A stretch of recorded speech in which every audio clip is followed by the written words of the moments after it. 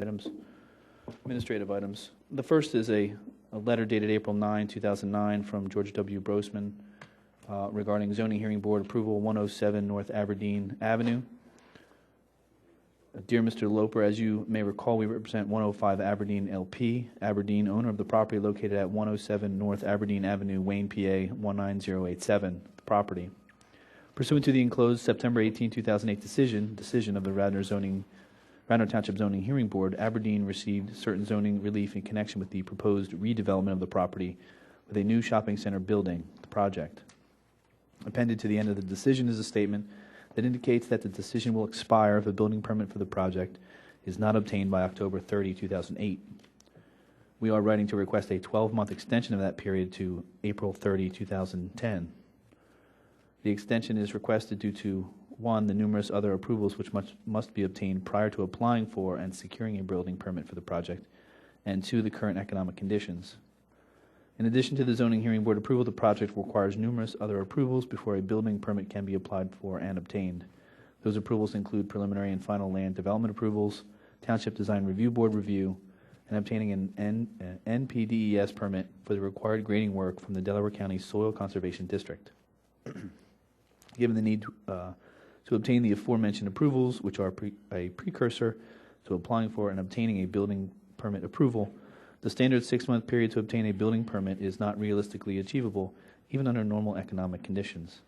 After securing zoning hearing board approval, Aberdeen prepared and filed the necessary preliminary land development plans, which underwent review by the Township Shade Tree and Planning Commissions, and ultimately received approval by the Radnor Township Board of Commissioners. The Board of Commissioners approved the preliminary land development plans in November 2008. Economic conditions have continually worsened since Aberdeen received the zoning hearing board and the preliminary land development approvals. The economic conditions have particularly affected the retail restaurant businesses, which Aberdeen hopes to attract to the property. It is hoped that the requested extension will allow time for the economy to improve and to allow Aberdeen to move through the rest of the approval and permitting process for the project. Please place this matter on the April 16, 2009 agenda for the zoning hearing board. Please contact me if you have any questions or require any further information to process this request. Thank you for your attention to this matter. Sincerely yours, George W. Brosman. Mr. Brosman, did you want to make any comments in support of your request? Good evening. I think the letter speaks for itself. There was a bit of a typo in the first part you read. It said, if it is not obtained by October 30, 2008, if it is not obtained within 6 months of October 30, 2008. So the time period is set to expire on April 30, 2009. Okay. So we had asked for a 12-month extension. You already have preliminary land development approval on this? Yeah, the client went very quickly and got preliminary land development approval. Got that in November. That's when things really melted down, and they haven't moved ahead after that. But yes, we do have preliminary land development approval. I attached that resolution to my letter. Okay. Do any of the members of the board have any questions for Mr. Brosman? I would like to make a suggestion that we keep it, give him another 6-month extension, and then if need be, come back in 6 months again. I mean, that's been the policy of this board, is not to exceed the 6 months. We can do that. Okay. Then we'll grant. Does anybody have any other comments? Was everyone amenable to a 6-month extension? Okay. We'll grant you a 6-month extension. Thank you. Good evening.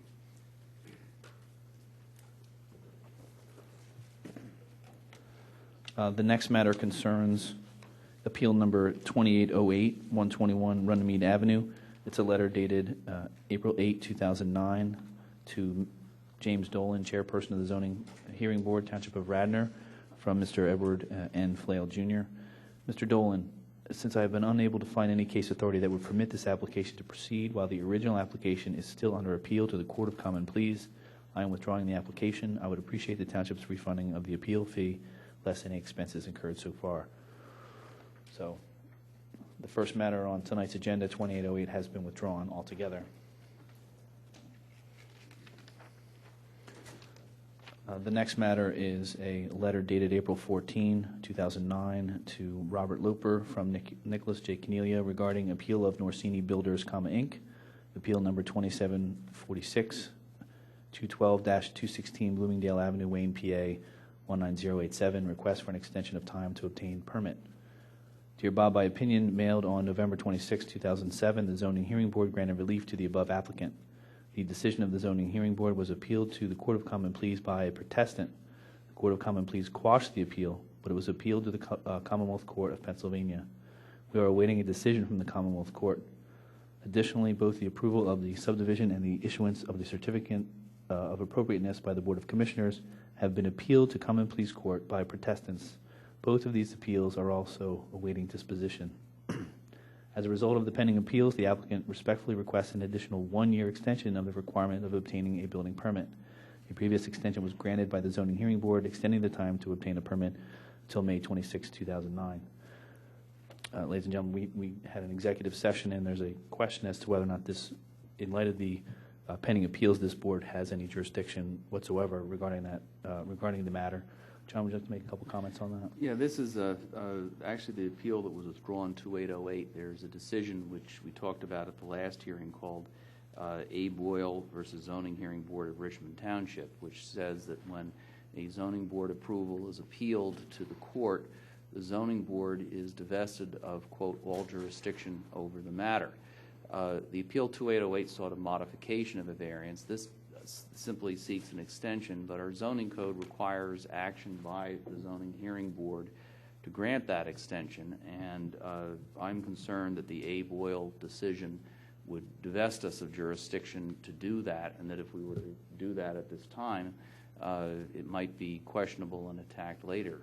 My recommendation to the board is to request the applicant to table, just keep the letter in place, and ask for an extension of time, come back to us and revive their request once the court appeals are resolved and we have jurisdiction again. I think, I am very favorably inclined towards the applicant's request. And frankly, if given that this is up in court, if a court vindicates the applicant and they come back here and we thumb their nose at them and say, well, we're not going to give you your extension, I wouldn't want to defend that appeal in court on behalf of the board. So I think the concern is not an unwillingness to entertain the request, but it doesn't serve the applicant or the board to have to entertain the request at a time when jurisdiction is at best questionable, because if we do something without jurisdiction, it's a nullity. And the Supreme Court has recently been tough on other procedural errors. So I think with the appeal, knowing that the appeal is out there, I would suggest that we ask the applicant to just continue indefinitely their letter and give us the extension of time and come back and tell us when the appeal is over, and then we'll have the jurisdiction to address it. Thanks, John. Nicholas Cornelia, representing the applicant Orsini Builders. I did write the letter, as Mr. Dolan read. The A. Boyle case deals with, as John mentioned, an amendment of a decision. And in that case, the court said that since it had already been appealed, the zoning hearing board could not amend the decision.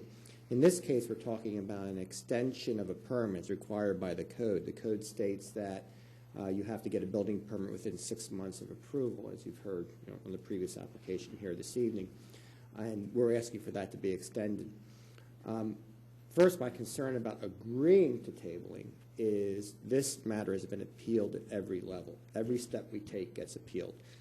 I cannot agree to tabling for fear that by my agreement and acquiescence in the tabling that I'm giving up some right to request the extension. There is no question the extension has to be requested prior to its expiration, which I've done. Secondly, I will give you an example. This applicant could proceed at his own risk, but certainly the courts have held that pending appeal that there's a lot of discretion given because it's difficult to proceed at his own risk. But if he wanted to proceed at his own risk, then you would have to grant the extension for the building permit, or he would not be able to get a building permit. So in effect, what you're saying is that by this appeal having taken place, you're denying the applicant the right to proceed at his own risk, even if he wanted to. We do not intend to proceed with getting a building permit. But your permit has expired. You're coming for an extension. You're past the point. No, we're not. Oh, so you're still within. We're still within, yeah. We're still within the time. Okay. The We're still permit within doesn't. the time, really, but it expires, I think, May 26th, according to your letter. May 26th. Yeah. But you could go and get the permit if you wanted to. But Yes, we could okay. go and get the permit now or apply for the permit, if we wanted, but then we would have to act on that permit within 6 months also. Yes, I understand. So we would have to demolish the buildings and do all of that within 6 months. And I don't think anyone wants that to occur until we have some definitive action on what the court is going to do on this matter. I would think that it would be within this board's power to accept the letter as timely placed. Not by tabling it, I'm not saying withdraw it. I'm saying it's been properly placed, but don't ask us to act upon it. Well, I think until we have jurisdiction. To be perfectly honest, I think you could probably table it on your own motion without me acquiescing in it. Well, we could table it in a fashion that made it clear that you've properly and timely filed for Right, but the without extension. Mr. Keneally taking an affirmative position on it, one way or Of the other. agreeing to the tabling. Right. See, I'm He doesn't want to take a concern- position. Yeah, I don't wanna want to speak give for you. up a right, yes. Right. Yeah, I guess what I want is that, well, you're not giving up a right. I'd like you to extend our time for making the decision, because I don't want to have to issue a decision, I don't think, is there a? It's a bizarre. What do you do when you have no jurisdiction? Yeah, I but don't think we have in this instance, jurisdiction. I don't think there is a time to say. It's not like a zoning matter where you have to make a deemed decision approval. within so many days.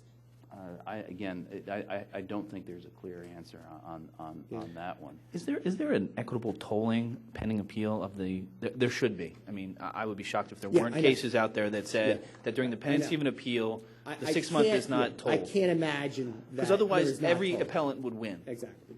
I can't imagine that it's not, exactly, and that was part of my argument too. Every appellant would win just because, every ordinance, every statute, every zoning ordinance has this 6 month or 1 year limitation no you have appeals. to act on. Ever. Right. And It's so included in the think Amelia, it I have probably is advised the board that, it's not a matter of, withholding the approval, which, is fair and makes sense because you're tied up in court. It's a matter of if we haven't got the power to do it, it could be a nullity and is not I something understand. that helps you. So I think we're not trying to hurt your client or make trouble, but I think we also don't want to trip over this jurisdictional issue and Right. end up doing, doing something that doesn't achieve what you need to have it achieve. I understand. But again, I think, John, you understand my position too. I don't Right. want to acquiesce in something and find out later on that by acquiescing, I have given up some right. Okay. And I'm not calling, and I don't think there's anything that I'm aware of that says you have to act on this immediately or that it cannot be tabled. And I'm not going to run into court and say you acted improperly Right. because, Well- you tabled this at this point. I don't think you get a deemed approval if there's no Right. Right. jurisdictional issue. I would suggest that, and I would move that we table this request until such time as we hear that the matter has been resolved. In the meantime, if somehow there's authority out there that you become aware of that requires us to readdress it, we will certainly. Yeah, see, and this is where, I have a little bit of a problem, John, too, is, for example, we went in common pleas court, we went in Commonwealth Court, and then appeal to Supreme Court. By that point, I think the applicant has a pretty good idea that they're going to win on this and probably would then proceed with the issuance of a permit and doing what's required.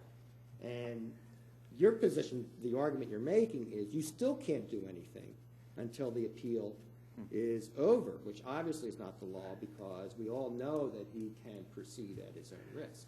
Well, but I think in terms of the zoning ordinance requires us, this board, to take an action to extend that permit. And the language in A. Boyle is upon an appeal, the zoning board is divested of jurisdiction over the matter. And I just don't think we have jurisdiction until these appeals are finally out of But court. that would be contrary to, every law that says you can proceed at your own risk. Well, but if you could proceed now on the variance that you have, but if you choose to not proceed, again, we're saying that that variance would expire. You'd have to come back. You have your request in a timely fashion. again, my advice to the board would be that if the appeals are resolved in your favor, the board should grant that request at that time. Let me ask a hypothetical. Say the situation occurs I just described to you. The applicant wins in common pleas court, wins in Commonwealth Court. That decision is appealed to the Pennsylvania Supreme Court. We then come in and go to the township and say, we want a permit.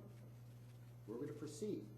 And they're going to say, well, you haven't renewed your extension yet. You have to go to the zoning hearing we can't board. give you a permit. And we know that's contrary to law. But see, the Abe Oil oddly... But that's a limited circumstance. It dealt with the board actually taking a decision and modifying a decision. It was on the merits itself. This is just for an extension for a permit. This has nothing to do with the decision itself, with the merits of the case. Yeah, but they talk about jurisdiction over the matter, not over... For example, I think Abe Oil would divest the board of jurisdiction to hear a similar application filed afresh, okay? And you've had that, I know, This month. It's on again, that decision. Yeah. Abe Oil, it's interesting. If you shepherdize it and look at all the cases, it's the only case that's out there on this point, Right. okay? It was questioned on one other aspect that has nothing to do with the jurisdictional issue, but it's the only case that's out there on this point. But I do think that it at very least calls into question our jurisdiction, and given the Supreme Court's desire to be very meticulous about procedure, my advice to the board is it's unwise to John, proceed. can I ask you a question? Suppose, since we're dealing with so many hypotheticals, suppose we grant him the extension for 6 months for this permit, okay? And his scenario that they take it all the way to the Supreme Court, and the individual then decides that they're going to gamble at their own risk and start the build, okay? And they go in for the permit and they get the permit. Doesn't that leave him a little bit open that decision by us, by giving him the permit, then start another appeal process all over again? Exactly the problem. Is that something that you want to gamble on, Nick? If we do something that's a nullity, I don't think, given if you look at the Glengarry case, I don't think conceivably there's not even a time period for appealing that.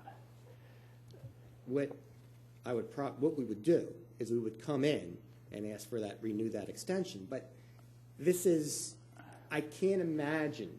And I agree with John. There's only one case on this. I couldn't find anything else, and I'm sure John researched it. The trouble is it's on point. It's not on point, though. It's on the the merits of the case. It has nothing to do with an If the person extension. that's appealing our decision is going to take it up as far as they seem to be taking it, then they have a cause. I mean, there's a cause. So they're going to start looking for any little thing to start the clock all over again, I would think. But you're They denying... got that big See, what you're doing hotspot here, for you. and that's why I don't think Abe Oil's applicable, because if you look at the MPC, it states in the statute that an applicant can proceed at their own risk. And this would be, if you're interpreting Abe Oil in that way, you're denying the applicant the right to proceed at their own risk because you're saying we've been divested of jurisdiction and can't give you the permit. Wait a second. But and further, I'm just remembering one thing. Didn't we do an interpretation? It was an interpretation. It was an interpretation. We I didn't think give that you was a the fine. variance. I don't think it was an interpretation, yes. that was the Owens Lane question. Yeah. If it's an interpretation, I don't think he needs an extension of that. We didn't give him a variance, nor did we give him a special exception. Do we have the decision? Yeah, it was If it's an interpretation, we don't have anything more to do. You didn't get any relief. You just got sort of a...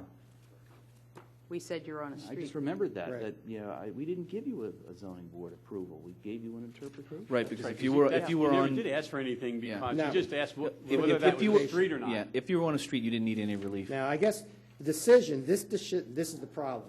If you look at the opinion, I'm looking at it here. This decision shall expire if the applicant fails to obtain a building permit within 6 months Decision from the shall state. expire. I think that was I would say that that's correct. We can correct an error, okay, in a prior decision. That notation is standard language that's put on for zoning board variances and special exceptions. Would it make sense for you to take a look at the decision and let us know whether in fact there was an an interpretation with I the can grounds take, for? yeah, it'll take just 2 seconds if you give it to me. I just remembered that right now as interpretation. It's a very short thing. We went through a whole litany of stuff as to why Owens Lane was a street. And in fact, conclusions of law, Yeah.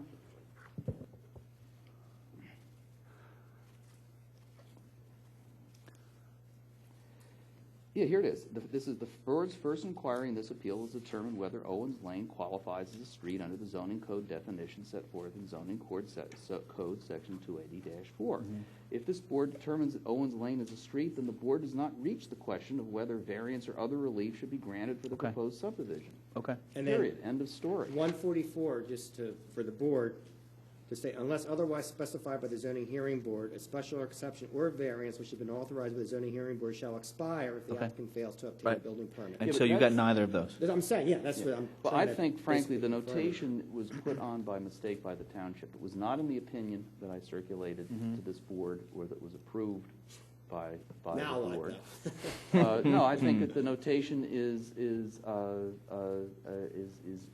a mistake, and you can make non-substantive corrections. I regard this as a non-substantive correction.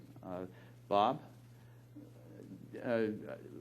the decision at issue here that everybody's agonizing about, we didn't give them any relief. We gave an interpretation. The standard notation about the 6 months only applies under our zoning code if we give them relief. So it would seem to me that the township should ignore the notation. I agree. Okay. So So we We make at a least- notation in the file? we at least publicly recognize that at this procedure so that it's on the record, Yeah. and we can make a substantial deletion if that's what's desirable from the board and the applicant, and then we're back. We're allowed I to know. correct it. I This know, may I carry- know. Appeal indecision because there was no decision? No, this is an error. No, This you is can, correct. they No, can no, I still, mean, yeah. if they're- They can appeal your interpretation. Right. Okay. Yeah, but look, I mean, I think it's correcting an error, and on that one, I'm much Okay. more worried about Abe Oil if we're correcting, if we're doing a zoning board act in granting feel okay relief. now? Yeah, So, I'd still like a motion from the board as to what you're doing. Okay. the motion I would propose is that the township be instructed as a correction of an error to delete the notations on page 4 saying this decision shall expire if the applicant fails to obtain a building permit within 6 months of this date, November 16, 19. And if that's agreeable, someone should move it. And Is there and- such a motion? I'm sorry. I'm sorry. second. No, not on this issue, sir. This is an administrative issue, not a public issue. Sir, it has no bearing whatsoever on your appeal rights. Mr. Cornelia, any comments? If it could be clarified on the record, and I'll probably ask Norma for a copy of this record, Norma, if you can, that the reason for it being that no special exception or variance was granted, and therefore no extension is required under our zoning code. I would suggest that John draft a letter so that it goes in his file. to Yeah, read that. I agree. Okay, but in substance, the motion is as John had described it on the record. And for those reasons, it is our conclusion as a board that the applicant doesn't need any extension of time whatsoever. And we'll have the solicitor draft a letter to that effect. Thank you. Does that work? Nick, you Well, want your... I think get those back? we need to, there was a second of the I motion? seconded it. Okay, all in favor of the motion? Aye. Any opposed? Motion carries. Thank you.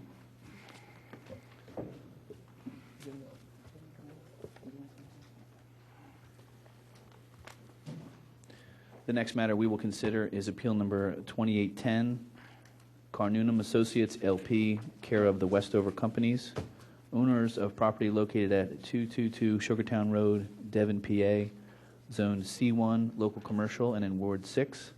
Applicant seeks a variance from Section 280-122C5A2 to permit a ground sign with a sign area of approximately 52 square feet.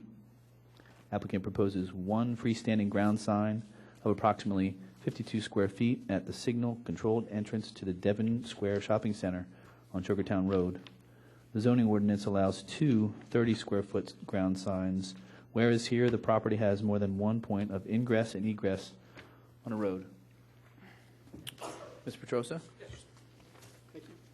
May it please the board, my name is Donald Petrosa. I'm here representing the applicant. With me this evening, I have Guntram Weissenberger Jr., who is the manager of Devon Square LLC, which is a Delaware limited liability company, and the sole general partner of Carnuntum Associates LP, a Pennsylvania limited partnership. So we do have someone here with authority to speak for the applicant. Okay. Also, Dave McManus of the Westover Companies, which is the management agent for the property, Dennis McLaughlin of Denron Sign Company, and Michael Kissinger, who is the project engineer. He's with Pannoni Associates.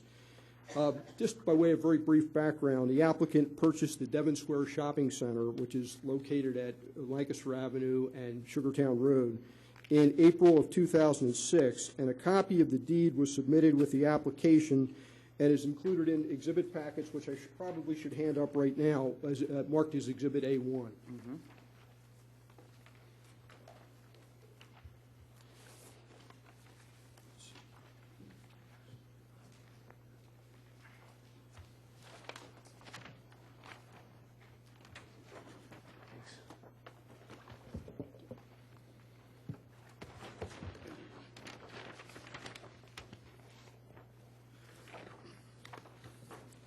And in December of 2006, the applicant also purchased the former Johnny Cabo's property, and before that, the Rusty Scupper property, I'm sure you're familiar with.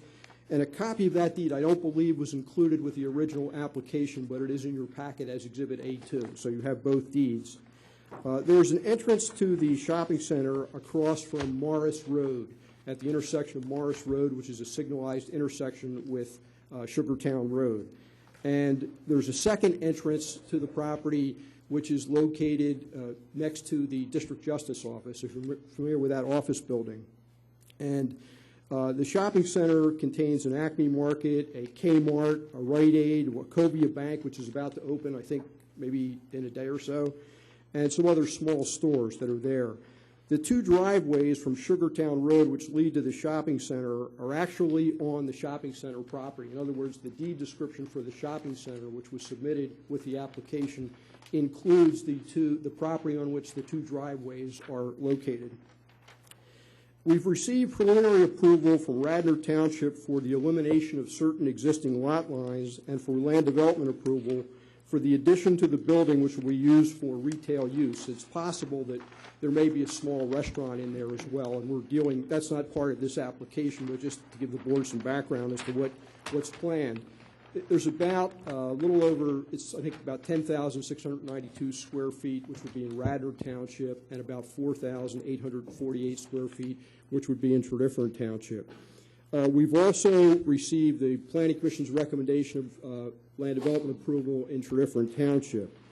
And the application which is before you relates solely to the issue of a freestanding sign or ground sign at the signalized entrance to the intersection of Morris Road and Sugartown Road. And what I'd like to do is just show you a couple of quick exhibits and just that I think illustrate what we're doing. First, I'll put the plan on. I think you can probably see it, but so that you can see exactly where it's located.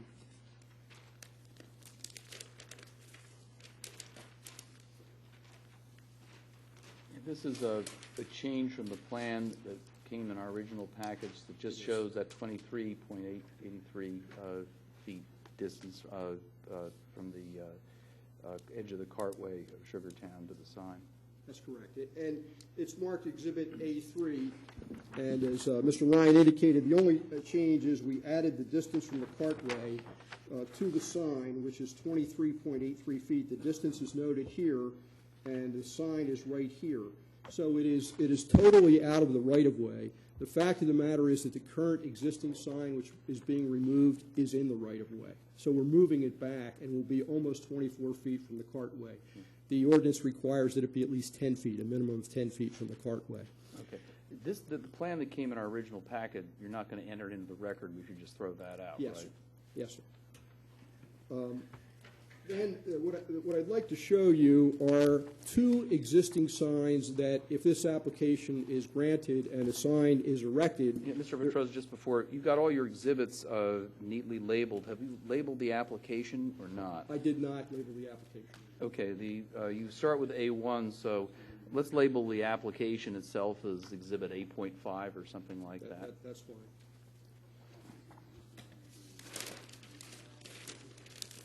Now, I'm going to put a few photographs here. These are exhibits. First, I'll put Exhibit A7 in your packet.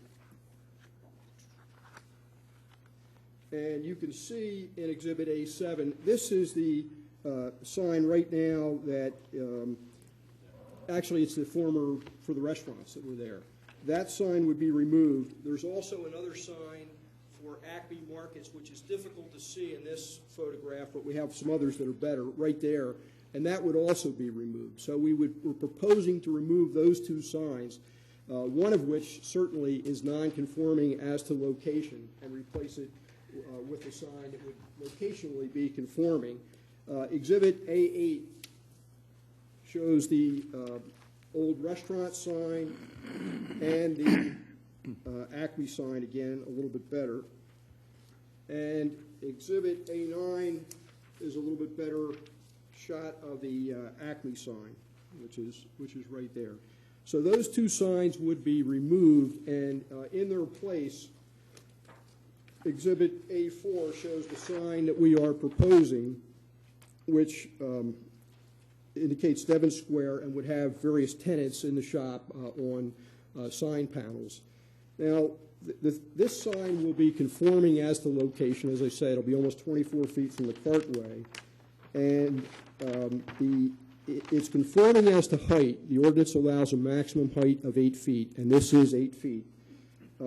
It's on a base, and the basic sign is 5 feet in height, the sign area, the sign portion, and 10 feet across. The reason we put 52 square feet in the application is there's that little section where the logo is, the little bump out, so we have referred to it as 52 square feet. The ordinance would allow two signs at 30 square feet each because we have two access points for ingress and egress for the public on Sugartown Road. And what we're proposing to do is to have this one sign instead of those two signs. Does it show on the map where the two signs are that you're going to remove are located? It really doesn't, because it says existing sign to be removed and replaced, and it actually shows the location of the replacement sign. The existing sign is in the same location, except it's about, it extends, I think, it's being moved about 8 feet back. So it's closer, as you can see in some of the photographs that I've identified, it's closer to the road. Okay. Where's the second sign that's to be removed? That is the Acme sign, which is up. It looks in the photographs, it almost looks like it's near Braxton's, but it's not. It's on the shopping center property. There's an area of the shopping center. It's not shown on this plan, is it? It's not shown on the plan, but it's shown in the photographs, Exhibit A7, A8, and A9. And a condition of the recommendation of the Design Review Board was that sign be eliminated, the Acme sign. There's only one Acme sign along Sugartown Road, that be removed upon erection of the new sign. And I was going to introduce, I think they're in your packet, 2 letters from Matt Bauman to the Westover companies, which summarize the history of this sign as it went to the Design Review Board. The first time we went to the Design Review Board, we had a sign that was about 13 feet high and much larger than the present sign. The sign area itself was over 60 square feet. It was actually a little bigger than that. That was in March of 2008. Design Review Board said, go back. This is the type of sign we want. We designed the sign as per their specifications. And then on April the 9th, 2008, they recommended approval of the sign subject to certain conditions which are set forth in the exhibit that I've handed up to you, which would be Exhibit A6. And all of those conditions are acceptable and have been agreed to by the applicant. So would it be fair to say that if this were approved, we would put in a sentence to the effect that the two signs shown in Exhibits A7 and A8, and then the one on A9 would be removed, and that would address the issue? There's just one comment I wanted to make about Exhibit A4. If you'll note, the base in Exhibit A4 is a stone base. Since we went to the design review board, my client has determined that it might be more appropriate to have a brick base rather than a stone base to match some of the architecture of the buildings.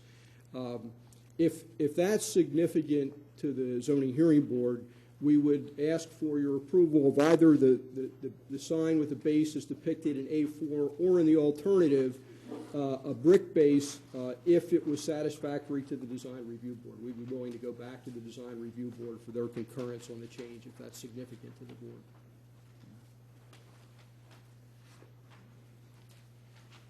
So you would want the ability to replace the stone base with a brick base? With a brick base, yeah. Same size and everything else, just brick instead of stone. We think it just matches a little better the architecture of the existing buildings. Don, how does this affect the wall signs? Are any of the buildings going to have wall signs? There will be some wall signs, and under the township ordinance, you're entitled to a certain total amount of signage. It's basically 2 square feet for each linear foot of building frontage on the road. And that includes all of the signs, including the freestanding sign or the ground sign. So we'd have to determine what that linear frontage is and subtract that subtract the area of this sign from that, and that would give us the maximum allowable signage we could have on the buildings. But there are other limitations in the ordinance with regard to the size of wall signs that also come into play. So it does have an impact on it. To an extent, it reduces the maximum that we would be allowed to on the building signage. But we think that there still would be plenty of building wall signage. Do you have an estimate of the total square area? The total? The Acme sign on the building itself? Well, we don't, but it depends on who the tenants are and what types of signs they have. But I did some quick math, and it looked to me like the linear frontage, depending on how you calculate it, we'd have to work that out with staff, might be over 300 square feet. So the first thing you do is subtract. Let's say I think I came up with 300 and some odd square feet. I forget the exact number. You'd subtract the 52 square feet for this sign. That would allow you a certain max. But then there are limitations based on the linear frontage of the store that also come into play. So we may not be able to use all of that remaining signage. And that would depend a little bit on who the tenants are and how much space they're taking, and we don't really know that at this point. Don, do you have signs for Sugartown Road and then a different sign criteria for Lancaster Avenue? So what we're talking about right now is just Sugartown. That's correct. There is a freestanding sign on Lancaster Avenue. I think there might be one for the Rite Aid also on Lancaster Avenue, but I think there's only 1 or 2, maybe 2 total freestanding signs on Lancaster Avenue. And are the Lancaster Avenue, are the signs in Radnor? No, they're in Tredyffrin. They're in Tredyffrin. This is a double-sided sign, Yes, it is. and that doesn't count as 100? I don't believe so. Because it is 52 on a side, isn't it? It is. I mean, typically it doesn't, but I'm glad you raised the issue. I'll check the ordinance right now, but I don't believe it does.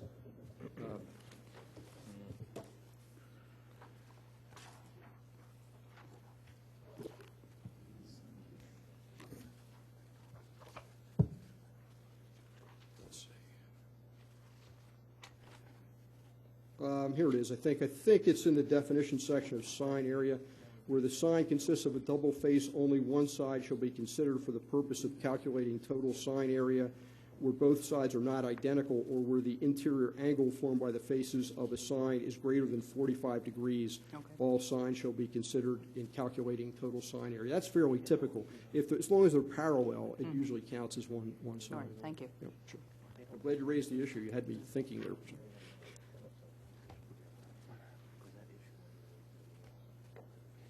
And I have all the witnesses here who can affirm, what the information I've indicated. We'd be happy to answer any questions you might have. Excuse me, Bob. Do we have Have we had any experience in the township of whether or not the sign area issue relates to both sides of a two-sided sign or is one side? No, as Mr. Pedrosa spelled out in the definition, that's what we interpret It's the both allowance sides? to be. Okay. Yeah, I'm in agreement with his interpretation All right, of the great. definition. That's good. But most signs do have two sides. I mean, Sure. In fact, the fellow from Denron Signs, Dennis McLaughlin, who's here, did all the signs for the township, including the signs at the township building, even the temporary sign when you were located over in the temporary building. And he's pretty familiar with the township's ordinances. Okay. What's the square footage of the signs that you're taking down, the total square footage, do you know? You know, I don't know exactly. I would say that the Westover sign, the one that was the old restaurant sign, is about 30 square feet, or roughly. The Acme sign is probably close to that, maybe a little bit higher, but I don't have an exact square footage on that. And actually, the way things are right now, you could arguably have three 30-square-foot signs along Sugartown Road. But, you know, we're, at a minimum, you could have two. But we're seeking to consolidate it into one, 52 square feet. So it's actually less total signage, and it just makes sense when you're talking about a shopping center. The entrance across from Morris Road is a main entrance to the shopping center, and it makes a lot of sense to me to have the sign there identifying the tenants as opposed to having one there and one down at the next entrance. If you put some of the tenants on one sign and some of the tenants on the other sign, I mean, people might think that you have to enter at a particular location for that particular tenant. It just doesn't make sense in the context of a shopping center. And, you know, a 50-square-foot sign is not a large sign for shopping centers. In fact, if this was in a shopping center district or the planned business district, I think it allows a 75-square-foot sign and 10-foot high. We're at 8 feet high and 52 square feet. Any other members of the board have any questions? No. Did you want to just have your witnesses come up, be sworn? Yes. And, yeah. Yes. Have Mr. Weissenberg, you'll do. Sir,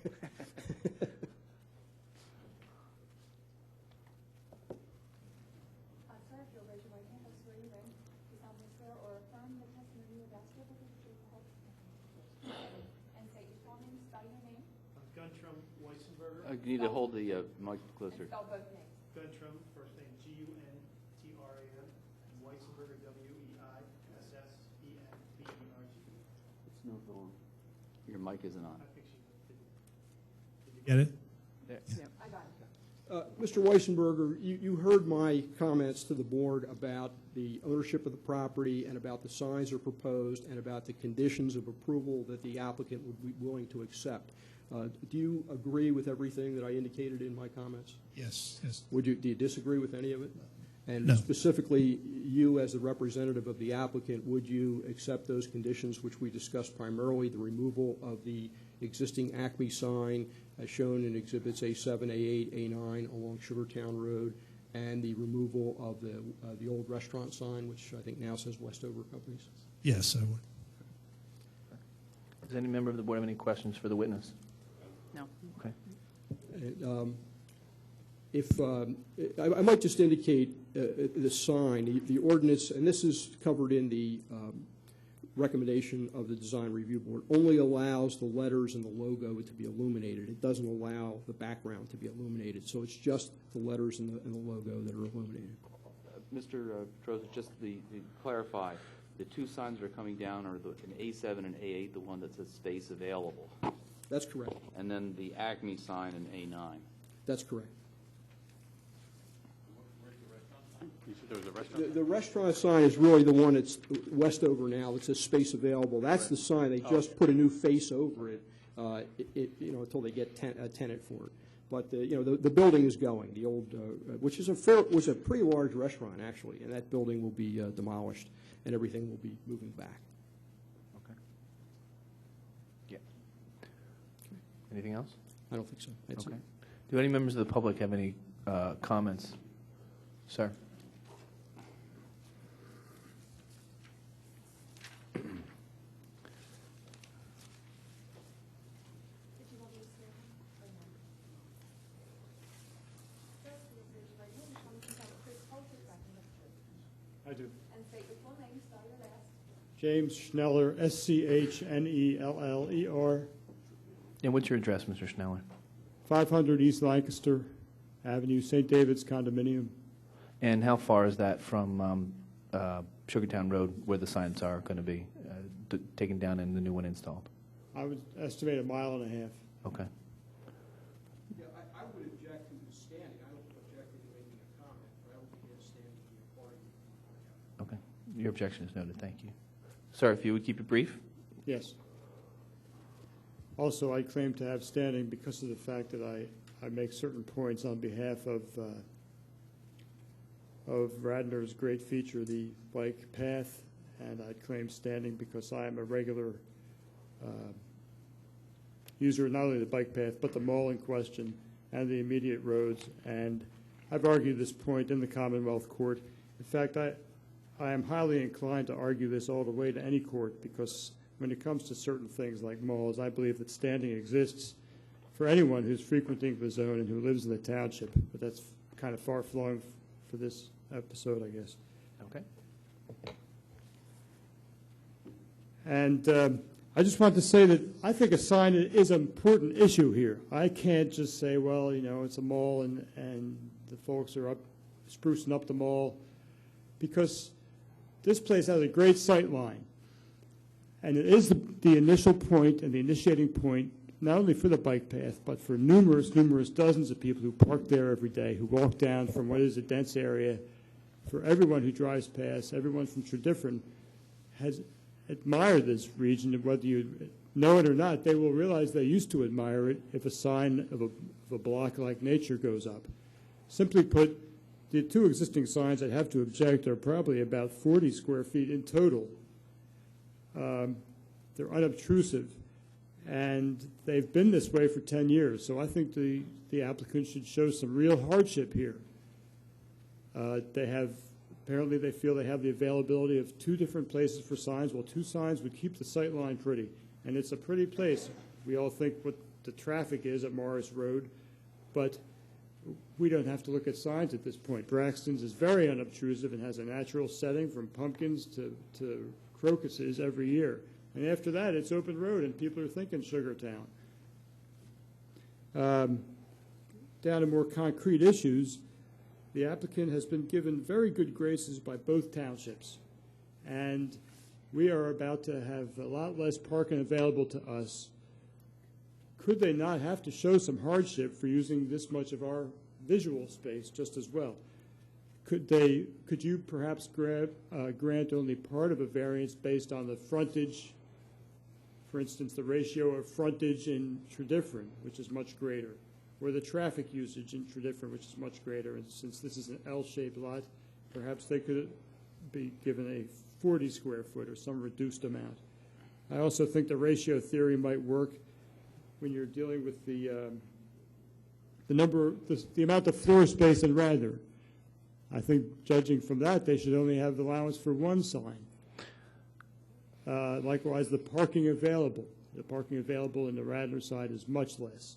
And what's happening is, although it's Tredyffrin, the whole radius of 100 yards is going to be just cluttered, and if the board could kindly include that in their decision and not give a variance, we will have 2 signs, and this would be much more pleasing for all residents, including those directly affected like me.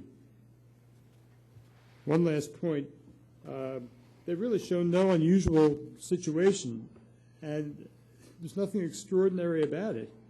They'll have plenty of signage on the front of the building. Everyone in the region knows what's there. We'll be happy to see a new business if it's allowed, but why should we have a permanent sign blocking open sight lines? It's important also for traffic on Sugartown, which is heading into that curve, into people egressing from the back entrance, from the Sugartown Mews and the District Court, and from the multiple apartment complexes.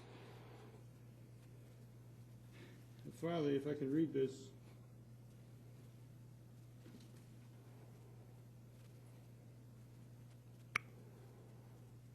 No, I made that point already. So thank you very much. I'd like to say the Planning Commission, in reviewing the two issues previously before the Township, has emphasized that the bike path does matter. They directed the applicant to put in a bike rack. They considered making some parking spaces solely for the use of bike patrons. So this is important to the Planning Commission already. Thank you. Thank you. Mr. Petrosa, like to respond to some of those comments? I would, and I'd like to ask Mike Kissinger, who's the project engineer, to come up, just if I can ask him just a few questions. Certainly. Do you have a site plan available?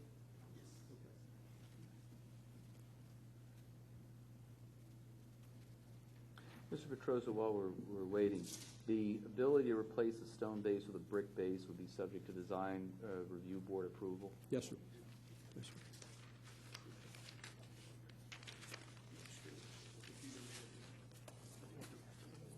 I think the witness needs to be sworn. Yes. Raise your right hand. Solemnly swear to tell the truth, the whole truth, nothing but the truth. State your full name, please, spell your last. Michael Kissinger, Kissinger.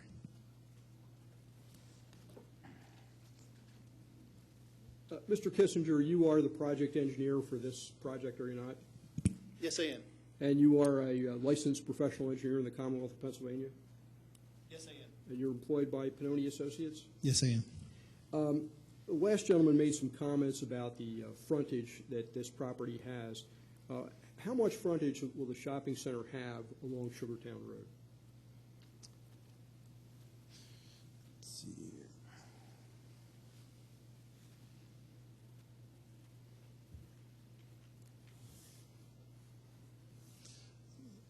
By my estimation, quick math here, it would be in excess of 400 linear feet. Okay, 400 linear feet. And he also made some comments about concerns about site distance. As a licensed professional engineer, do you have any concerns about the impact of this sign on site distance? No, I do not. PennDOT typically looks at site distance being 10 feet behind the curb at a height of 3 to 4 feet for your driver's eye. This sign being located as far back as it is clear of that curb line, and therefore the site distance. So the PennDOT would determine site distance 10 feet from the cartway of Sugartown Road, and this sign is back about almost 24 feet? Correct, and also to further the point, the majority of your site distance issues are people turning right, which would be looking left in the opposite direction as the sign. And it's also a signalized intersection, is that correct? Yes, it is. Now, the existing sign, that is currently located at least partially in the right-of-way, is it not? Yes, it is. And this sign will be entirely out of the right-of-way? That is correct. And it'll be, you agree that with the distance, actually you put it on the plan, that it's almost just shy of 24 feet from the cartway? That is correct. Those are all the questions I have for this witness. Any members of the board have any questions for this witness? Thank you. Thank you, Mr. Kissinger.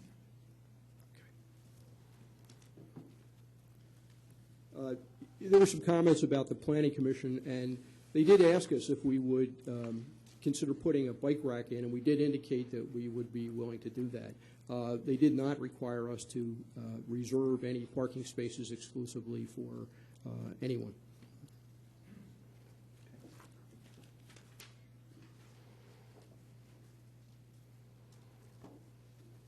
Any other members of the public have any comments?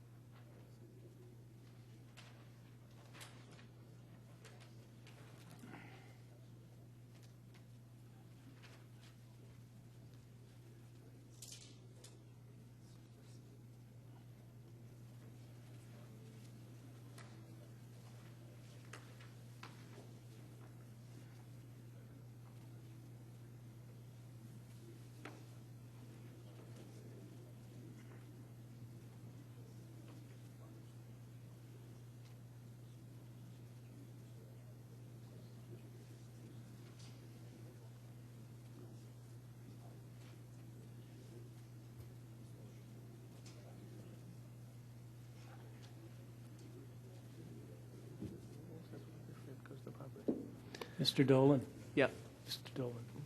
Mr. Loper, yes. If you please. I have a question for Mr. Pedrosa and the applicant.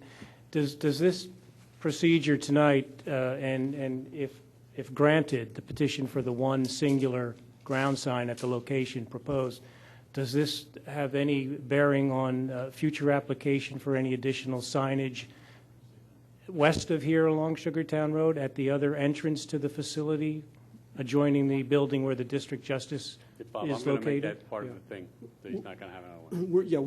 We're agreeing, and we would accept as a condition of approval that in exchange for the grant of the variance for the one sign as proposed and shown in Exhibit A4, we would relinquish any right to have a second sign under the provisions of the ordinance. That would be a condition. Right. Thank you, Mr. That's acceptable. Pedrosa. I think perhaps your client could confirm that, since you've been saying a lot of stuff since after he confirmed the original. Mr. Weissenberger, do you agree that if the board grants the approval for the one sign that we've requested is depicted in Exhibit A4, and that sign is erected, not only will the other signs be removed, but you will not come back to seek agree that you cannot come back as a condition of approval for a second freestanding sign on Sugartown Road? Yes. Okay. Is there any more public comment at all? Okay. Kathy, would you like to do this one? Or Charlie? I'm sorry, one of my clients just pointed out, we're talking about a ground sign or a freestanding sign. If there's some small directional sign or something that's permitted by right under the ordinance, that would, I'm assuming we're not talking about that. I think the ordinance allows a couple square foot directional sign, like an arrow or something. I mean, that's permitted by. It's not going to happen. That's permitted by Now, right. you're asking for us to give you a variance to permit one 52 square foot sign. Instead of two 30 foot. It's going to be conditional that you're going to get one 52 square foot sign.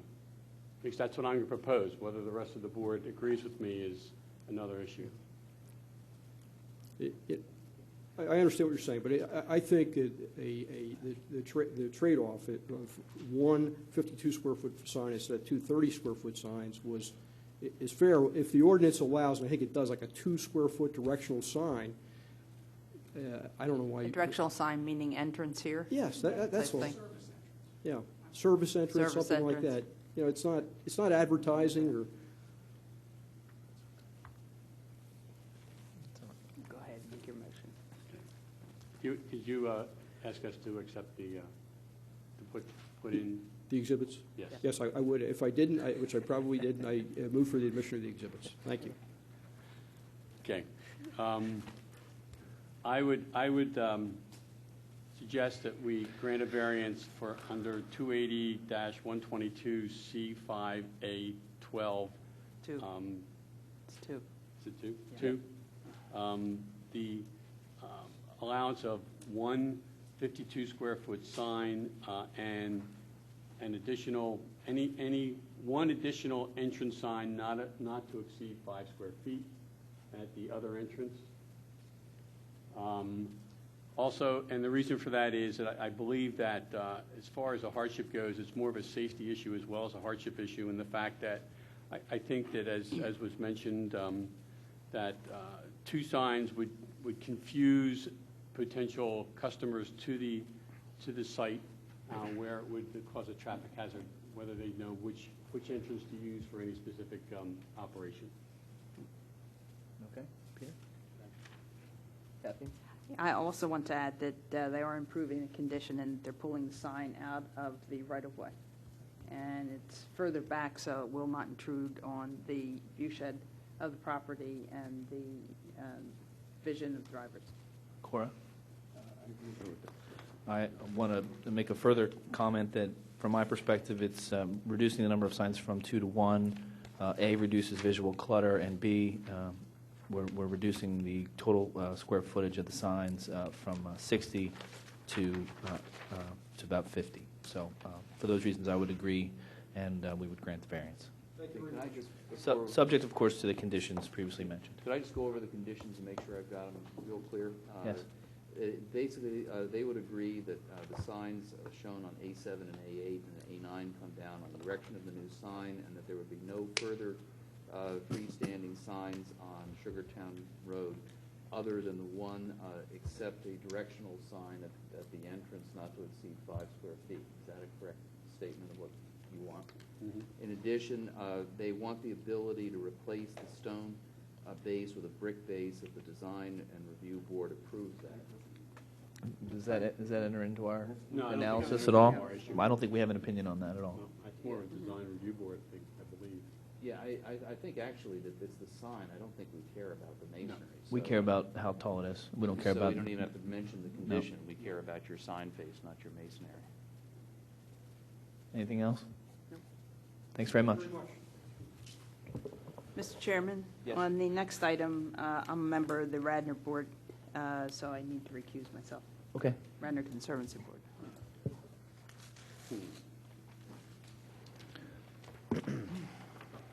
The next matter we'll consider is appeal number 2811. The Radnor Conservancy, lessee of property owned by Radnor Township at 494 Darby Paoli Road, Wayne, PA, zoned PLU, Public Land Use District, and in Ward 3 seeks a variance from Section 28109 of the zoning code to permit a 9-foot-high fence for protection of deer for the Skunk Hollow Community Farm. The code permits a fence no higher than 6 feet. Mr. Cornelia? Yes, thank you. Nicholas Cornelia, representing Radnor Conservancy on this matter. Before we begin, I'd like to hand up 2 additional exhibits. One I've marked as A2A, which is the actual executed copy of the lease between the Conservancy and Radnor Township.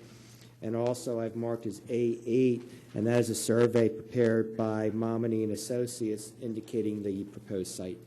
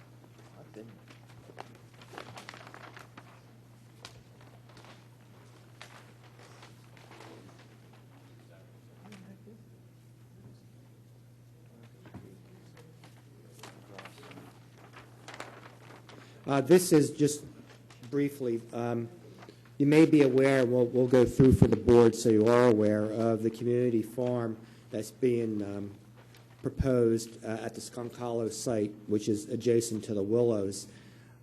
In order to protect the crops that are going to be grown from deer, we need a 9-foot-high fence, and you'll hear testimony as to why that is required. This particular area is not visible from anywhere.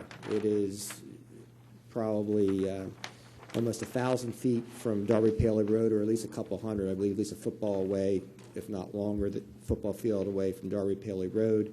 There are homes in Newtown Township that you can't even see that are probably a quarter-mile away because it's over a ridge, and so it's not visible from any particular site. And also, as you're well aware, the Willows area is very heavily traversed by deer herds.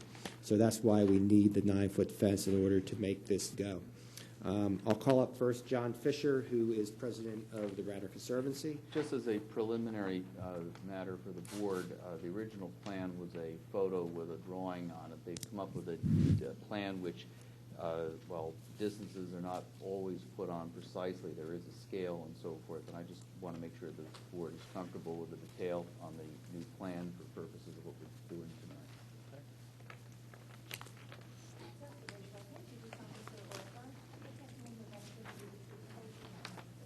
I do. John, John, Fisher, Fischer. And John, where do you live? I live at 234 Windermere Avenue In Wayne, right? in Wayne. Okay. And what's your position with the Radnor Conservancy? I am the president. Okay, and I'm going to show you what has been marked as A2A, and this is the lease agreement between the Conservancy and the Township.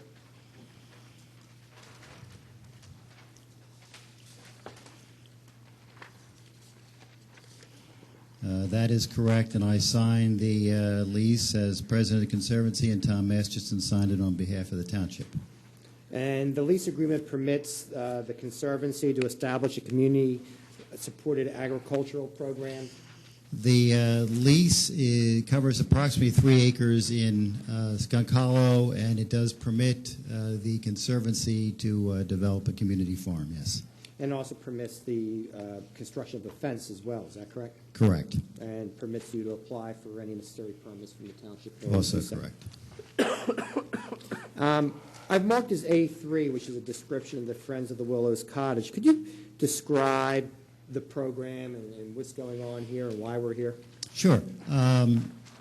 2 or 3 years ago, the Conservancy developed the concept of a community farm, actually in the context of our negotiations with the owners of the Ardrossan property. The Township and the Conservancy have been negotiating with the owners of Ardrossan for several years now to purchase a portion of the property, and one of the uses we wanted to make of the Ardrossan property was a community farm. Nothing is developed with the owners, so that proposal got shelved a couple years ago. About a year ago, Mark Janisak, who will testify in a few minutes, and others formed a group to preserve the Willows Cottage, and that's what this brochure is about. And the Conservancy immediately supported this proposal because we believe in conserving historic buildings as well as open space. One of the issues which came up is what use would be made of the cottage if it were in fact preserved. The cottage, in case you don't know, is the first building you encounter as you enter the Willows property. And it turns out that a community farm would be an ideal use because there are 2 garages on the first floor of the building, which would be ideal for the distribution of the produce raised in the farm, for storage of equipment, and also for the educational programs, which are a key component of what we propose to do with the property. And there are also 2 apartments on the second floor which could be renovated for the farmer and his assistant. So we now had an idea that really worked not only for a community farm but also to preserve the Willows Cottage. The next step was to find somebody who could operate a farm because obviously none of us know anything about operating a farm. And Mark Janisak introduced us to Jason Angle, who will also be testifying in a few minutes, and his organization, Greener Partners. And they are, as Jason will explain, experts in the management of community farms. So we now had everything that we needed except a place for the farm. And we discovered that there are 3 acres in Skunk Hollow next to the Township's leaf mulching operation, which would be ideal for the community farms. We approached the Township about leasing these 3 acres. We dealt first with the staff, then with the Park and Rec Board, and then ultimately with the commissioners. And I can say in the 20-some years that I've lived in Radnor Township, I've never seen a project that has been accepted and endorsed as enthusiastically as this one has. I think everybody who's dealt with this project thinks this is a great concept. And it's an important concept from our vantage point because of the educational components. The community farm really will have 2 aspects. It will have a CSA, community-supported agriculture, which essentially means that 25 of our residents have entered a pool and successfully been selected to have the produce that's grown on the farm distributed to them on a weekly basis. The other component, which we consider on behalf of the Conservancy to be equally, if not more important, is the educational programs that we're going to be sponsoring here. Our mission, or one of our important missions, is sustainability. And we feel that it's very important to educate the community, particularly the kids in the community, about the importance of eating locally grown food, both from a nutritional standpoint and also from an environmental standpoint, because the carbon footprint of importing food from California or Peru is substantially higher than if it's grown at Skunk Hollow. So we have summer camps ready for the kids in the township. We have adult programs planned. We have at least 2 of them planned for this year. We will have kids from Radnor High School, the watershed program, the middle school, 3 kids from Haverford High School, a class from Villanova, working on this farm. So we think that the educational component of this is a key factor, and we're very excited about that. John, why don't you step over here? More than you ever wanted to know.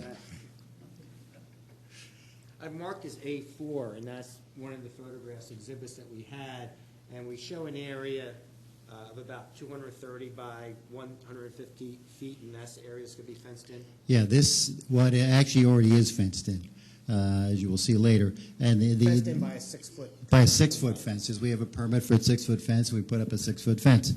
The total area that we're leased is the area that you can see is cleared.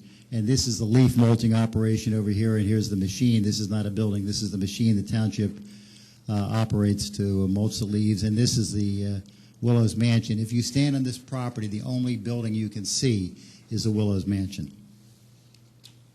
Now, showing you what's been marked as A5. This is like an atlas map, and again, it just kind of shows where it's located. There's Darby Paley Road. This is the Willows here, correct? Correct. This is the Androssan, what they call the quarry tract. The quarry tract, yes. Which is open space, open yes. space. And then this is all Skunk Hollow. That's Skunk Hollow, yes. And another aerial view. Again, and if you could just describe, where it is and what we're looking at here. Yeah, the entrance to the Willows property is here. The Willows Cottage would be roughly here. This is a Willows Mansion. This is the Willows parking lot. The farm is here, and actually, because of the row of trees through here, if you're up at the Willows Mansion, you really can't see the farming operation, which is also downhill. This ground slopes considerably from the ridge line up here down to the bottom. Okay, and actually, it looks like there's a house way up here, but you're saying there's a ridge line? Well, this is in Newtown Township. Right. And they can't see us, and we can't see them. I don't think that's a house either. I think that's some sort of... Well, it would be Newtown Township, Right, okay. but the township line runs pretty much through there. And then on the other side, I guess that's... that would be Round Hill. Round Hill there, okay. Yes. In that area. But they can't see anything. Okay, A7, we just marked some photographs for the board. If you can just run through those. We have 2 pages of photographs. Just tell the board what that is. These are pictures of the area in question. Again, the picture at the bottom is the leaf mulching operation, and I guess this is the area that I'm not sure what this area is, but Is that these pictures here? yes, you have better quality pictures. Yeah, we have copies of them, so. Pictures aren't labeled. What? Yeah, Mark, they were A7 and A8? There's no markings on mine at all. You would just put the package in as a... Yeah, normally we mark those. Would have been, the first 2 would have been, John, if I could see. Yeah, why don't you, if you'd like to mark... and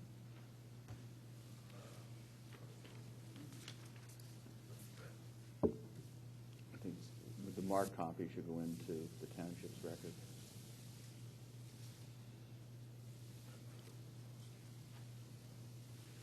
That's this one here.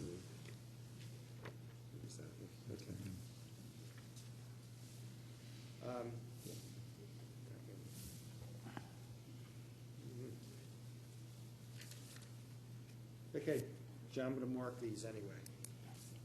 And I'm going to mark them on the back. We'll put A71, A72, A73, A74. Actually, Mark, I think you took these. You may be the better person. Yeah, let Mark testify, because I don't. Other than Okay. I tell you what, I'll hold these until Mark Johnson testifies. Now I'm going to show you what we've handed up here and marked as A8. And this is the survey by Momini.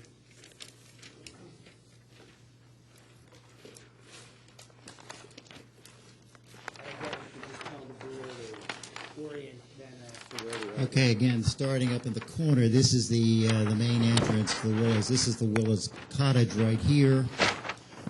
The Willows Mansion is right here. The Willows parking lot is there, and this is the area that is fenced now, including the well that we have drilled to provide water for the farm. And putting a scale of that, it looks like it's about over 400 feet from the Drossen property and probably 800 feet thereabouts, or 1,000 feet from Darby Paley Road. I think that's correct. And actually, it's another probably 700 feet to the rear property line there. Based on the scale, yeah, I couldn't tell you where the township line is. It's up on the ridge line.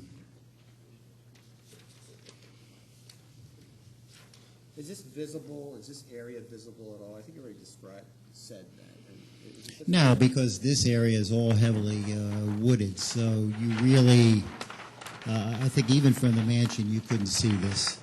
So I don't think there's any residential structure that can begin to see this area. Okay, and also way down here is where the cottage is, right? That's correct. Okay.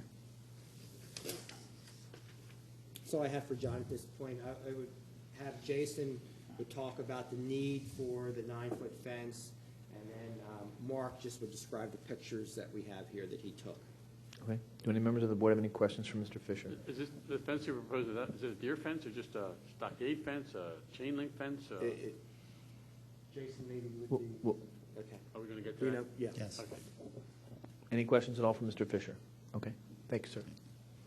Okay, Mark, why don't you come up and then help Jason? Raise your right hand. You solemnly swear to tell the truth, the whole truth, and nothing but the truth. I do. And state your full name, spell it. Mark Janicek, M-A-R-K, J-A-N-I-C-Z-E-K. Okay, Mark, what's your position in this whole process? I'm the chair of the Friends of the Willows Cottage, which is a community-based volunteer organization. And what's the purpose of the Friends of the Willows Cottage? The Friends of the Willows Cottage are, again, a community group who are taking the lead on preserving the cottage, finding a sustainable use that is no burden to the township, and the CSA obviously is one of the primary uses that supports the preservation of the cottage. Okay, and just looking here at some of the photographs that I believe you took, and this the group of 4 that I'm referring to that the board should have. The first one has been marked as A71. If you just tell the board. Yes. We took these pictures during the winter time, as you could see by the snow on the ground.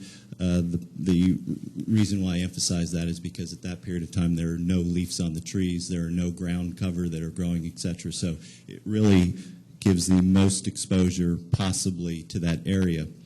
And even now, as the trees are only budding, it's becoming more dense and even harder to see. You are actually looking at the farm through these pictures, and you cannot see any of the area of the farm. So this is a vista or a shot from standing on the back patio of the mansion. So this would be, again, if we're literally with the mansion only about 5 feet away from us to our right, the Willows Mansion.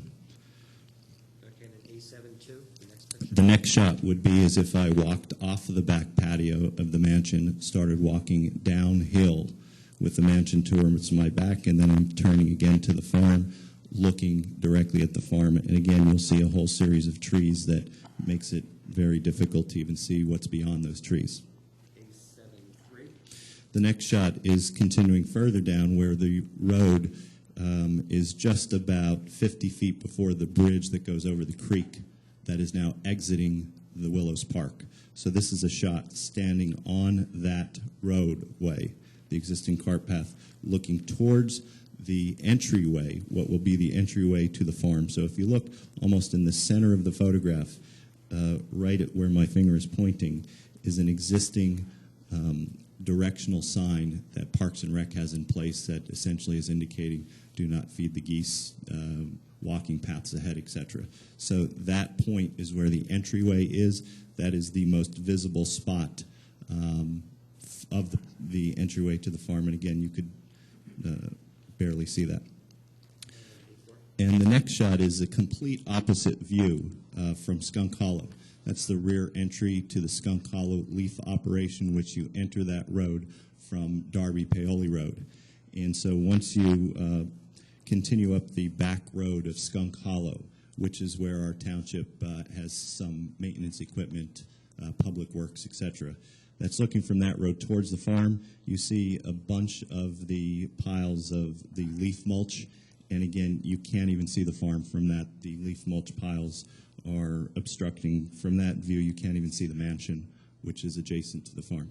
Okay.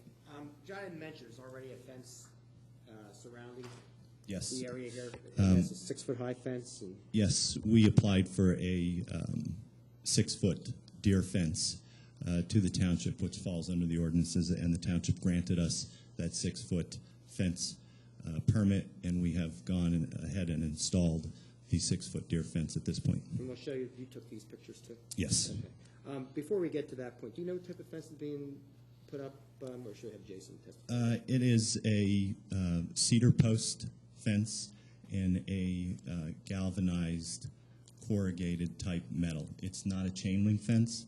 The spacing on this fencing is much larger than a typical chain link, which only has a opening of approximately 3 inches or less.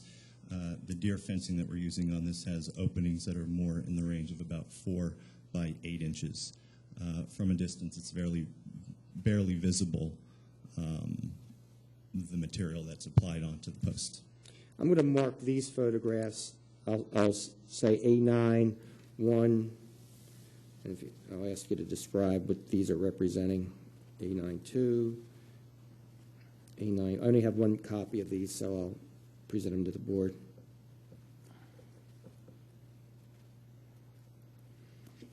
Okay, the first one here that's been already pre-marked is A91. If you could tell the board what that represents. These photographs were taken today, so they're very recent photographs. What you're seeing here is the 6-foot fence, the cedar posts, and a chicken wire material. This is not the permanent fencing material. What we were trying to accomplish here is to see what the activity of the actual deer are, and what we want to do is start training the deer that this is a no-go zone and trying to understand what their patterns are. And what this particular photograph is showing, that the deer already are jumping over the 6-foot fence, and because this is not a strong, true deer fence, they're actually tearing this fence apart, unfortunately, for us. So that shot is indicating where they have leaped over the 6-foot fence, and the streamers are indicating where their patterns are, and that is to try to thwart them off of that area. I was there 2 weeks ago and saw that was happening then. A9, 2? A9 is just confirming that we have caught the culprits. This is a little fur residue. We wanted to make sure that these weren't kids in the community vandalizing the fence, so we have a little evidence as to who's, in fact, playing with the fence. And A9, 3? A9-3 is on the opposite side. It's very interesting with the deer, how their pattern is. This is uphill, and it's in a direct line, so they actually are hopping over one side of the fence, going through the field, and then hopping over the other side of the fence. A9, 4. Do you know, you keep on talking about the deer. Is this like a herd area for these deer? Do you know? Or? Well, I'm a resident of the township. I live at 23 Matlack Lane, and I visit the park quite frequently. So only because I visit there and drive by a Drazen, there are herds that, in fact, roam this area. A9, 4? That's just a shot, an overall view of the shot. What we actually have done is hung some streamers on that you see here. Again, just try to educate the deer that there is a fence there. Currently, you're not growing anything here. That's correct. Why? For 2 reasons. We have deer activity, and they're already going into the field, and the candy isn't even in the store yet. And so once the seedlings are planted, we're really concerned about the deer just having a heyday and frenziedly jumping in there and having their food fest. And so that's clearly a problem for us at this point. And A9-5. Just another close-up of them hopping over the fence. And actually what we're seeing in this photo is the small deer that are probably not strong enough to hop over are now pushing through the fence. Any questions for Mark? Did you ever try to have a stronger fence so that the deer will repel by? Yeah, what we Obviously, the Friends of the Willows Cottage project and the CSA is a complete nonprofit. It's all volunteer based, and we're very concerned about funding. So we did not want to invest the additional $10,000 that it would cost to put up a 6-foot permanently strong deer fence to find out that it doesn't work. So we intentionally tried this method to understand what the activity is in the area. This particular fence was a $1,000 investment, which unfortunately didn't work. And so we have been told by the experts that a 6-foot fence in this type of installation is not going to work. But under the ordinances and giving it the old college try, we first wanted to see that, in fact, the 6-foot fence wouldn't work, and in fact, we have now learned. So there are much stronger fences, which would prevent the smaller deer from going through it, but it's not going to prevent the mature deer from scaling over it.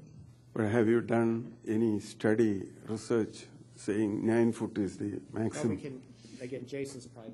Yes, I can't speak to that specifically, but Jason Inkel of Greener Partners have done many CSAs, and they have had more experience and have actually consulted with professionals that have confirmed the fact that a 6-foot fence is not sufficient in an organic type farming operation where it's something that is very attractive to the deer. Can you explain the material on the new proposed fence and compare it to what we've seen? The board may have a photograph of what the permanent fence is. Nick, did we circulate that photograph? I thought we had a photograph, and I apologize. The posts that you see in this photograph would be the same, so there would be no change in the posts whatsoever. What you see would be the same post. The fencing material, again, is a a galvanized material that is approximately 1/8 inch in diameter, and its cells are approximately 4 inches by 6 inch in spacing, and that material goes from the ground level up to the 9-foot height. When you said corrugated before, I was, okay. I'm sorry, not corrugated. Galvanized is the correct term. Jason?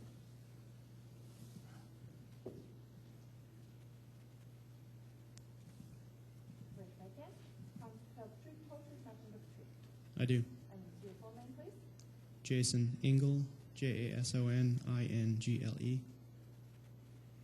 And Jason, how are you involved in all this? I'm the executive director of Greener Partners, not-for-profit incorporated in Pennsylvania.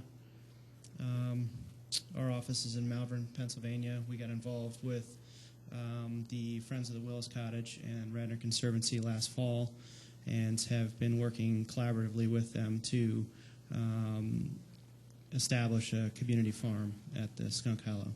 Do you have other location. community farms? Yeah, this is one of 5 of our spaces that we are doing a community farm of one scale or another. And where are the other ones located? One is in Middletown Township, one is in Willistown Township, one is in Easttown Township, and one is at Girard College in the city. Now, the obvious question is why a 9-foot fence and why not a fence smaller than 9 feet? I'm also involved with Tyler Arboretum, and they have erected a 12-foot fence, 11 to 12-foot fence on 120 acres there, and they did pretty extensive research that I have been in discussions with them about. And the study that they had their consultant do, which we do have, stated that you really need to get to about 10 feet for deer to really, 9 to 10 feet for deer to really know that that is a permanent impediment. And it takes them typically about 4 months before they start to change their migratory patterns. And that's something we've talked to the Pennsylvania Game Commission about as well. We have a 9-foot fence at the Waterloo Mills Preserve in Easttown Township, and a 9-foot fence very similar to this at Elwyn in Middletown Township, and those have been 100% effective. Is the 9-foot fence the minimum height that offers the relief that is required here? 9 feet with very sturdy posts and heavy-duty wire has worked effectively. With a 6-foot fence, could you even do any plantings, or would you do any? No, we have not found a farmer who's willing to do any plantings at all. That's, So the 6-foot fence really offers you no protection whatsoever. it does not. Are you aware of any high quantity of deer in the Willows area?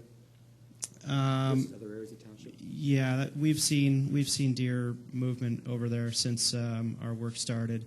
One note I will say is there's a type of fence called the Ohio method, which is basically baiting deer using peanut butter on plates with electric wire that is very effective. But considering we have such a heavy emphasis on having community events and educational programs and kids out, even if we were to turn it off, it still is something we really don't want to get ourselves involved with. So that has eliminated that, even though that is something that has been used at more private farms pretty effectively. You heard Mark talk about the materials. Is there anything you can add on that? Just that it is a heavier duty field wire that's used, and it has pretty good spacing between them, so it is very transparent. And you're familiar with the area. You've been there, I'm sure, already many times. Yes. Would this fence be visible from? It really wasn't that visible during the winter, and it's becoming even less visible now that the leaves are coming out on the trees. Yeah. Did you ever try to have some deer repellent plants around the 6-foot fence? Because Waterloo Gardens, usually they advertise that there are Waterloo Gardens in Devon, they do advertise there are deer repellent plants, which you could plant around with a 6-foot. One of the issues is if you noticed on the map, it's a 230 by 150 space, and we've left a very considerable 15 to 20 foot area around the space for walking, and we really would like to not impede that much more from what it is, so that we can continue to allow walking trails around it and other movement through there. That's part of it too, that you're having a walking trail around this area, isn't that right? Yes. Yeah. But you didn't try about the planting. We have not tried the planting. I don't think that that's going to do a ton. It would be pretty expensive, and I don't think that's something that we want to get ourselves involved with. We have Waterloo's been very generous with some donations to us already, and from what I've heard, we don't want to push it. So. By the way, you mentioned about 5 other places. What are the, heights of those fences? They're 8.5 to 9 feet. So Elwyn is a 9-foot, identical to what this proposed fence would be, and the Waterloo Mills Preserve is an 8.5-foot high fence, and we were 100% effective with that last year. 8.5 or 8 will do. 8, yeah, 8's. I've spoken with other farmers that have said that 8 feet is something they've seen deer get a little more aggressive with. Tyler Arboretum I spoke with the executive director this week to refresh my memory, and he says he's seen deer marks, smashed against the fence at about 8 feet high, and 8 to 9 feet. So he really questions whether an 8-foot fence is even going to work. So I think 9 feet is something we would have some peace of mind with. And you said at Tyler they have an 11-foot fence? They have an 11-foot fence, and that was mostly because of their consultant said they were doing a deer study as to restoring the understory of a forest, and that is in kind of a more wooded area, and they needed to have 100% confidence that no deer would ever be in there, including a cattle guard across the entrance, because if they were in there, they would have a very hard time getting them out versus us, where it'd be very obvious that a deer is standing in the field, and we'd be able to herd them out if it were to ever happen, which we hope it doesn't. So 11-foot is the 100% confidence. 9-foot is what level of confidence? 9 feet is pretty confident. Another thing, another tidbit, and not to get too technical about it, but the electric fence will work, the shorter electric fence, but only in areas that are smaller, half an acre. There's something about a deer needing to feel as if he is going to be trapped inside of it. If you get much bigger than that, they lose their fear of being potentially trapped inside of And your field at the Willows is going to be bigger than that? Our field at the Willows is over an 8. Yeah. I guess it's 230 by 150. Yeah. Okay. What color will be the fencing material for the final? Will it match It's with the just background? it's the galvanized field wire. Yep. Larger box. Is that silver? Green painted or what? No, we're not doing.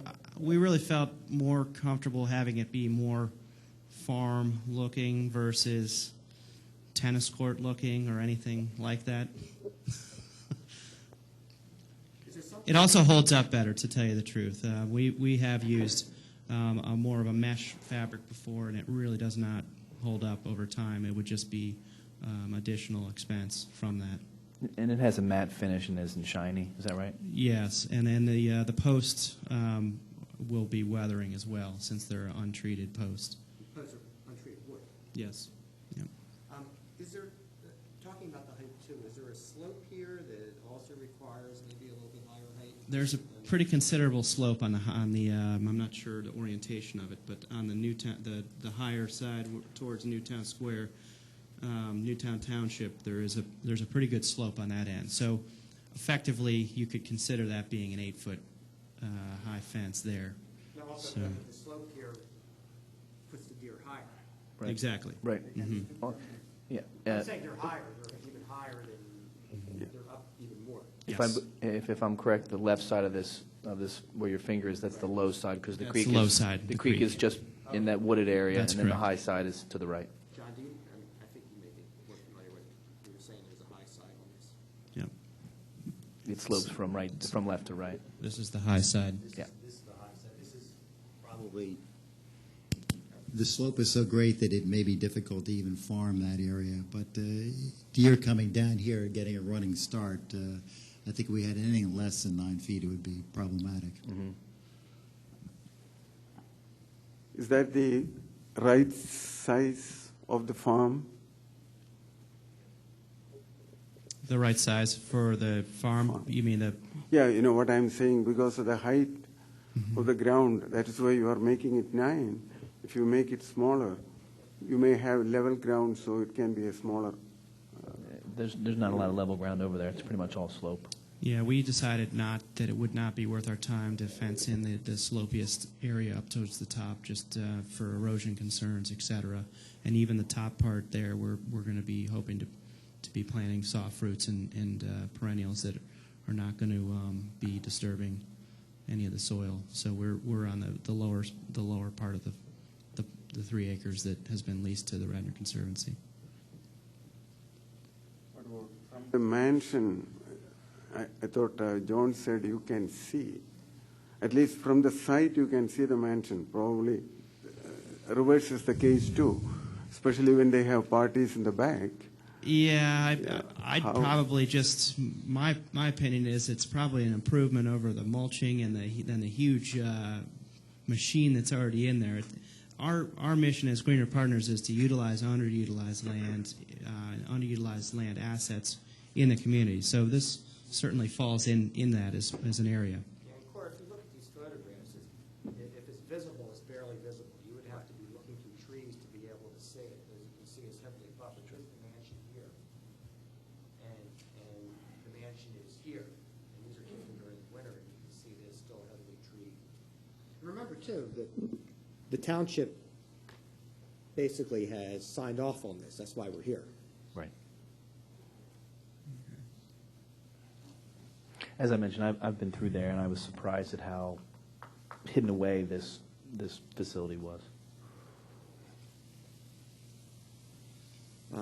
I would just, unless there's anything further, request the exhibits be made part of the record. And just quickly, if the issue here that makes it different from every place else in the township is it's a farm, it's non-charitable, it's not visible, and it's absolutely necessary, and it's in a location that has a heavy deer population. So you can give us a list of hardship for the variance. Yes, that makes it distinguishable from other areas in the township, too, that if the board was ever concerned about that, although we all know every case is unique. That's right. But then I'll hand up, yeah. Okay.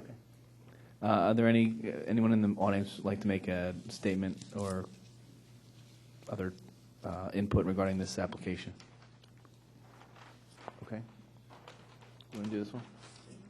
No, you already did it. Go ahead. I would move that we approve the variance to erect a 9-foot fence as described, considering the location, the lack of visibility, the remoteness of the farm, that this would be approved.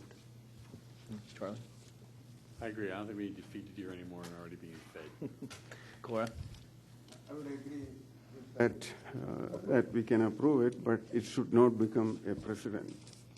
Right, okay. I would agree that the variance should be granted as well. I think that the applicant has made a sufficient showing of hardship, particularly as it relates to the significant slopes, and agree that there is no adverse impact on the community to grant in connection with the grant of a variance. So it's granted. Thank you. Yeah, we're going to take a 5-minute break. Thanks.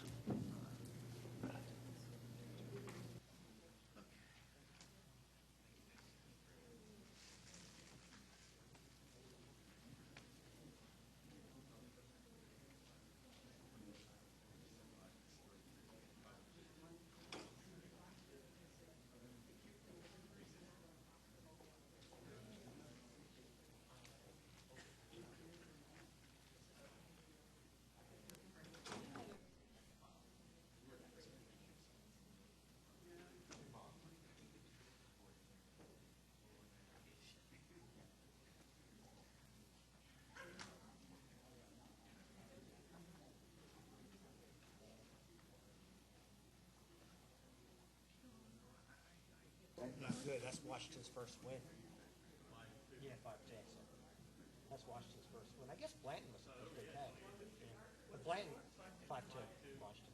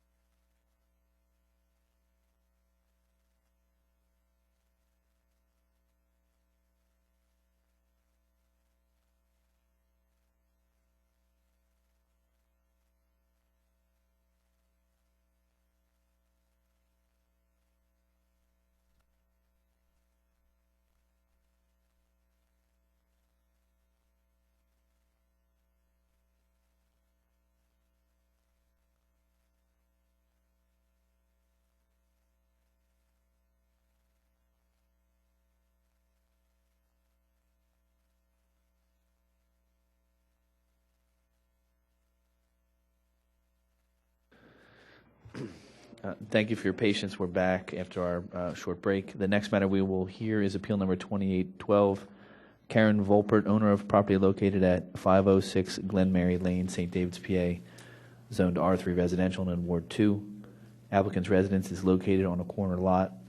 Applicant seeks a variance from Section 28027E of the zoning code relating to rear yard setback to construct an addition to the rear of their home.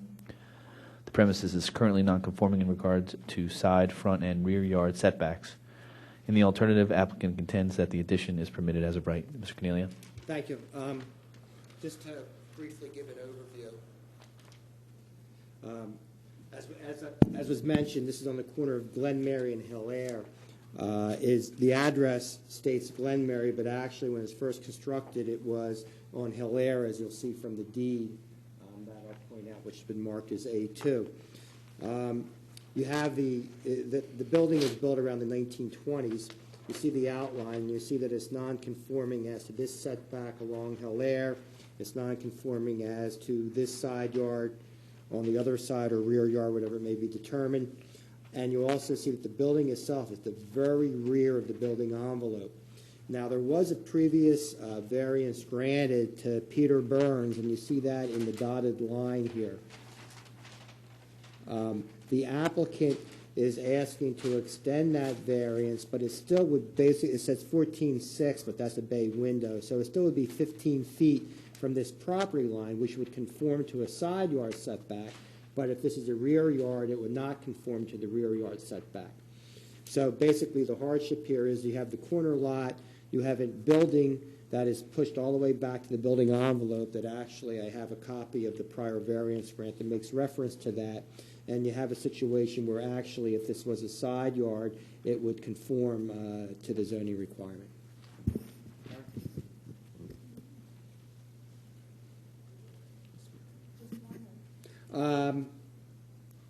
Yeah, probably just. I don't think so.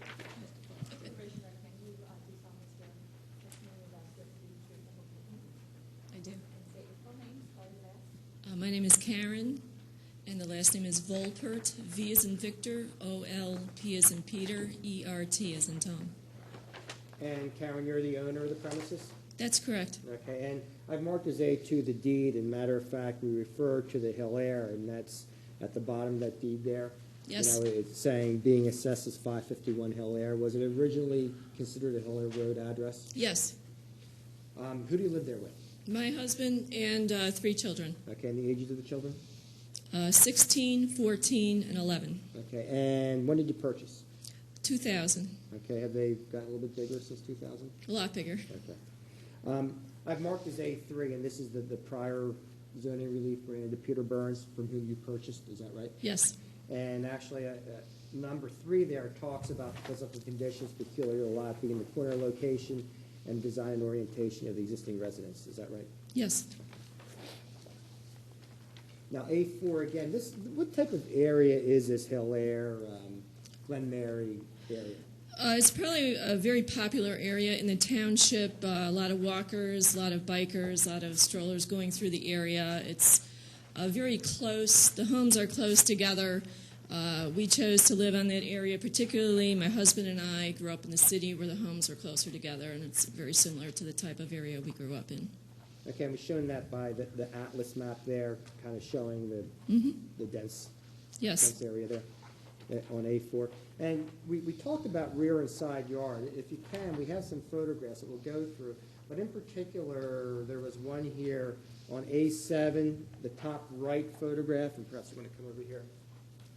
And on this photograph on A7, which is the top right, and can you just tell the board what that represents? Yes, that's the view of, on the right-hand side is my property, 506 Glenmary, the stone building. The lower rise roof that you see there is the existing addition. Beyond that is my neighbor's driveway, the Duffys, and then their home, starting with the side porch. The point of the matter is, really, you have a side yard here. Yes. Instead of a rear yard. That's correct. And just to show you some of the photographs, this is the first one, A6, in front of your home. That's correct.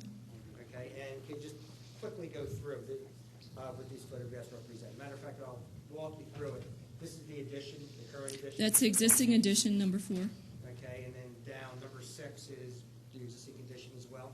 Yes, it's the opposite view Okay, and then number 5 is the addition view from Hill Air. from the hill air, yes. And then this is your neighbor here. Yes, we have a hedge between the homes. And then if you could just tell us what A7 represents, these various photographs. Again, I think they're here to show how close the homes are together. Yeah, it's just to illustrate how close the homes are together on the block. Probably most of them don't conform to the setbacks required by the township.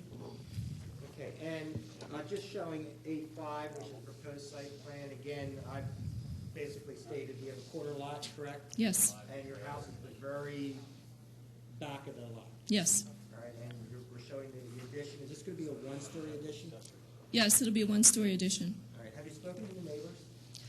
Yes, we've just.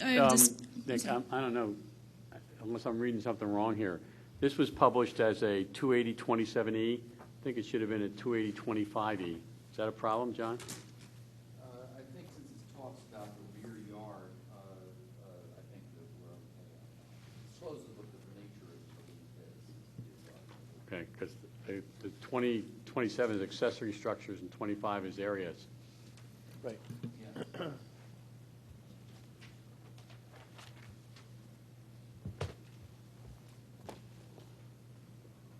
Right. Yeah, I think that the typo on this one. Okay, I just don't want someone to come along, you know.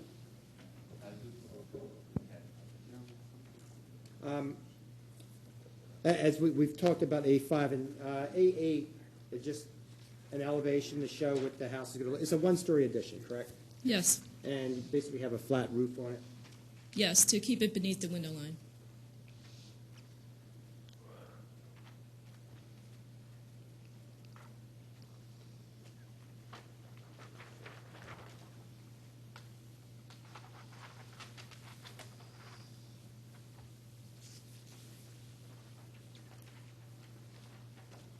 And as we mentioned, you did speak to your neighbors, you said? Yes, I did speak to the Duffys, whose driveway abuts the addition, and we do have a letter from the Duffys that they're fine with the idea of allowing the variance. And then mark that as A10. And then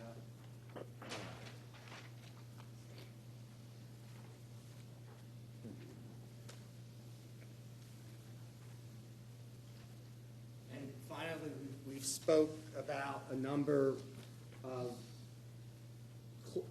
other properties that have these additions in the Yes. area. Mhm. And I just marked as A9 several zoning opinions where relief was granted in this area for additions.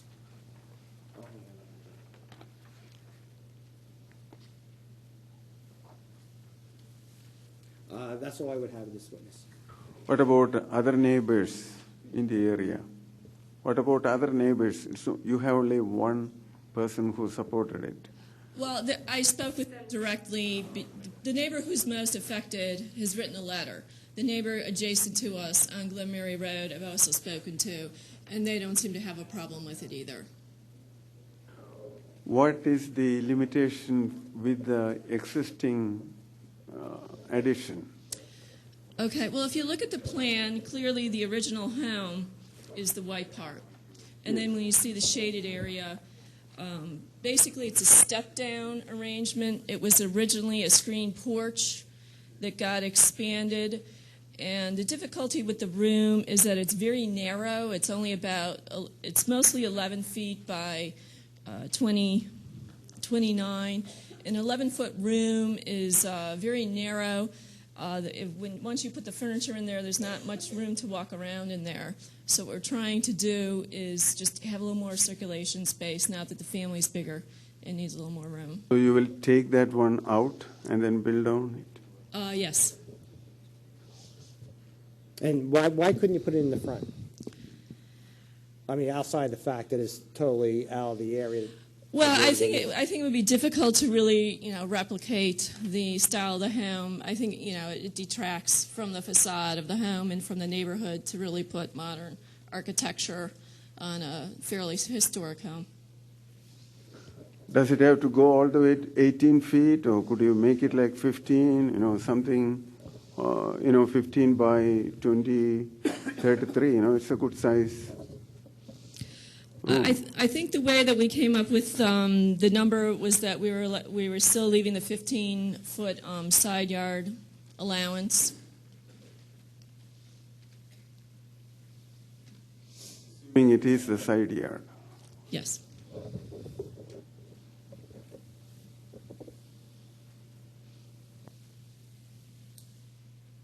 What do you have in those? I mean, it's a one room? Yes. And upstairs too. It's a single-story addition. Single story. Okay. Yeah, it's not really, because actually that's a bay window that's 14 feet 6, and you're allowed under our code to have a bay window, or actually chimney, I think. Yeah, fireplace. Yeah, that you're allowed 2 feet. So in effect, it is 15 feet. It's because you're allowed to encroach 2 more feet for a chimney. Shorter than 15. Yeah, shorter than 15 feet. Or more than 15 feet from the property line. Right. Yeah, that's 2 feet, so it's actually 16 feet 6 inches from the property line. If it was a side yard, you wouldn't need any variance. Right. And why aren't you trying to go for the side yard? I said that if that was the alternative, that if it was a side yard, that we wouldn't need any variance. Why do you think it should be a side yard? Because if you look at the photographs, it obviously appears to be a side yard.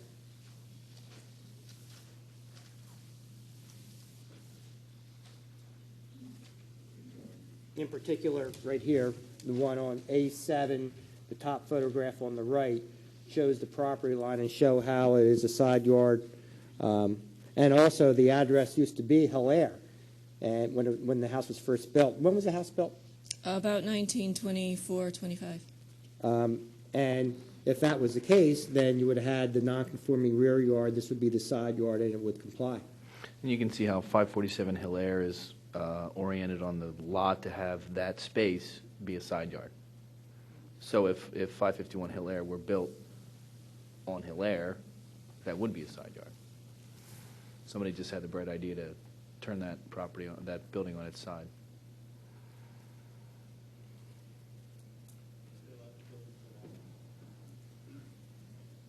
Are you saying that the side of the house originally was the front of the house? No, I don't understand how this is a side really, yard. It's almost a semantic type of thing. Where's the side and what's the rear of this house? Well, you have a picture of the front of the home, so Right. I would And assume it the is- back yeah, it is is out opposite, behind yeah. that. It is behind, yeah. But if you look at it initially, it was Hilaire, the property's address was Hilaire, and if you understand look at that. the photograph, it appears to be a side yard, looking at the photograph.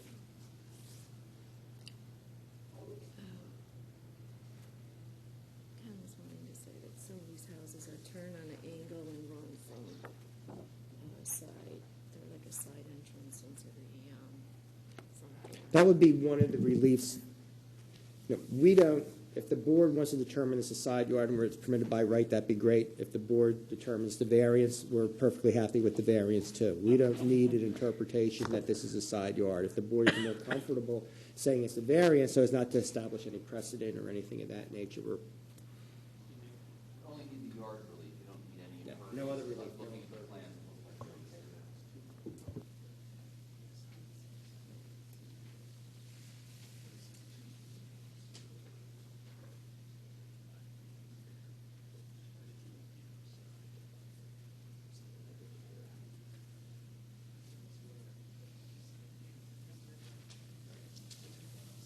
Yeah, this one here.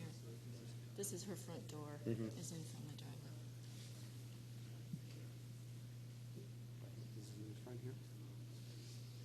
Yeah, you got the driveway, and in between here is her front door. And her side porch is on Hilaire.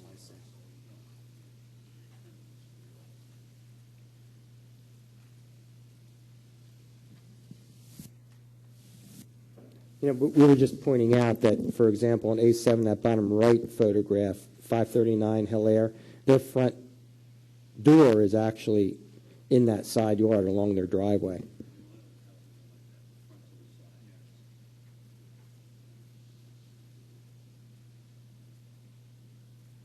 Then where is the front yard? Which is the front? Well, if under our code says you have 2 front yards when you're a corner lot, all right?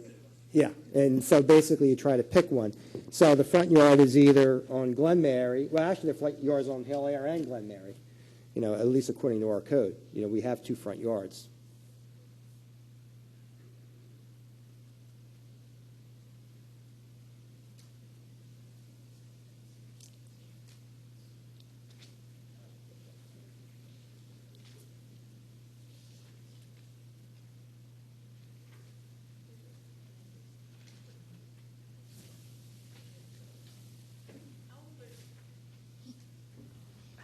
How old are the stone pillars by the driveway? I don't really know. Do you have a picture here? The original to the, they were there when I bought the home? Oh, yeah, on A6, Here, number and here. 3. Yeah. Number 3, okay. Are they the same material as the house? I believe so, yes. Okay, so it would be logical to assume that that was the entrance when the house was built? That was the intended entrance. The intended entrance? I should That's say. likely, yes. Yes. Which is Hilaire. Yes. The entrance. Therefore making your rear yard a side yard? Right. Thank you.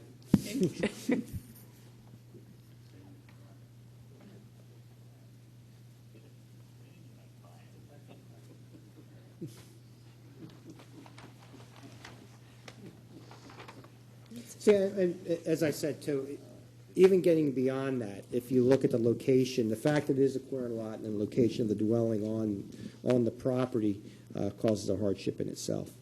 Mhm.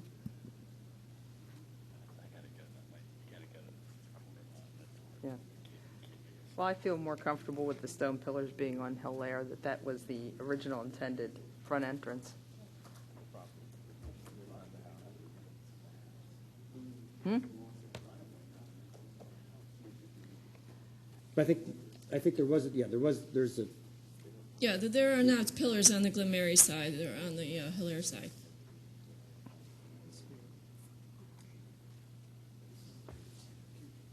Well, most people, you enter the house from the street that is the address, and it used to be Hilaire, and the stone pillars are on Hilaire.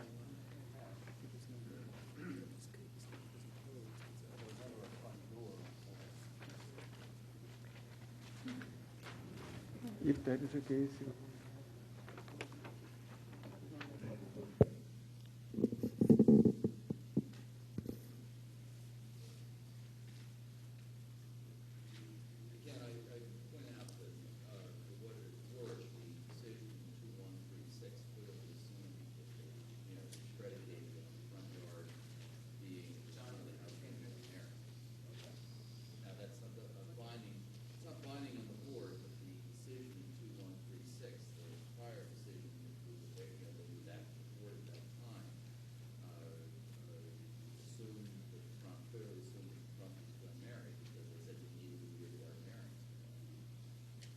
yeah, they did give a variance in that case, and actually, as I said in number 3 there, specified the grounds being that the corner lot location as well as the location of the existing residential structure. But again, that may have been an easier relief to grant. It's not, I don't mean easier, but it's not creating any precedent, on the board. since it was decided at that time, the front yard is Glen Mary Road, we should stick with that one. That means that's how it is written in the previous. It's not binding on you, but it's something to take into account. And Yes. and, the board wants clear.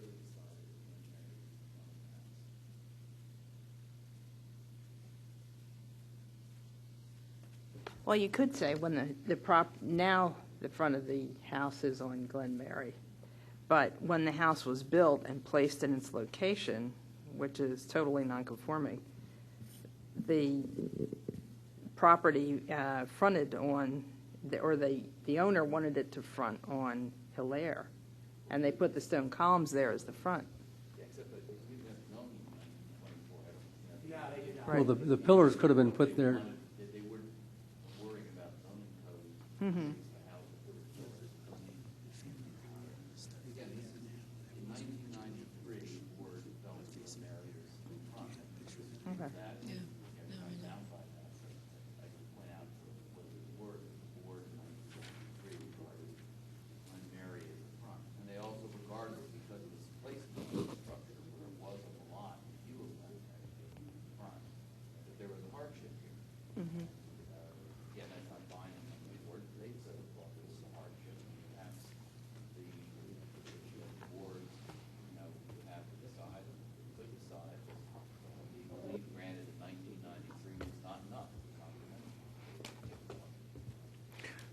Do you guys have a floor plan for the proposed addition that you could show, or maybe you could just give us a description of what you plan to do with that new space?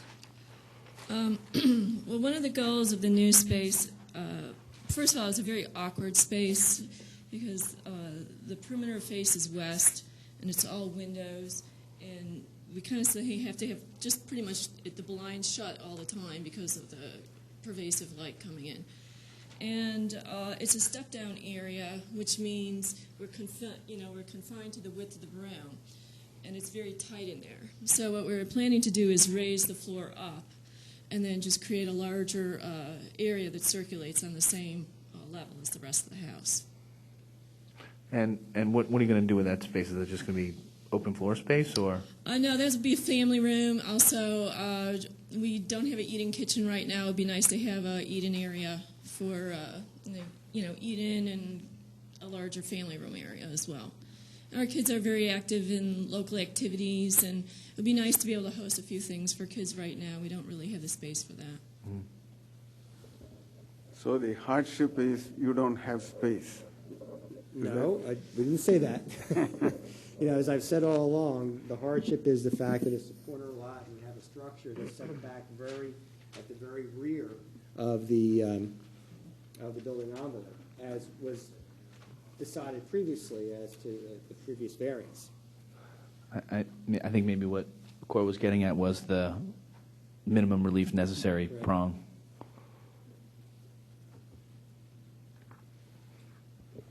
That's why, I said in the beginning, 15 by 33 feet. It's a nice activity area. You can have three children have three sections. So Actually, work at interior design, and proportionally, it's not an optimal size. Then make it lower. Well, can you expand on that a little bit? I mean, maybe that's the reason why it needs to be as big as it is. Well, typically you want space that's one-third. You don't want square space. Rooms feel awkward when they're a square space, so you want a little bit of an offset size for a room to feel comfortable. You need if you're going to have an eating area, you probably need about 10 square feet for table, chairs, and that around, and then that leaves a remaining space in order to have the family room.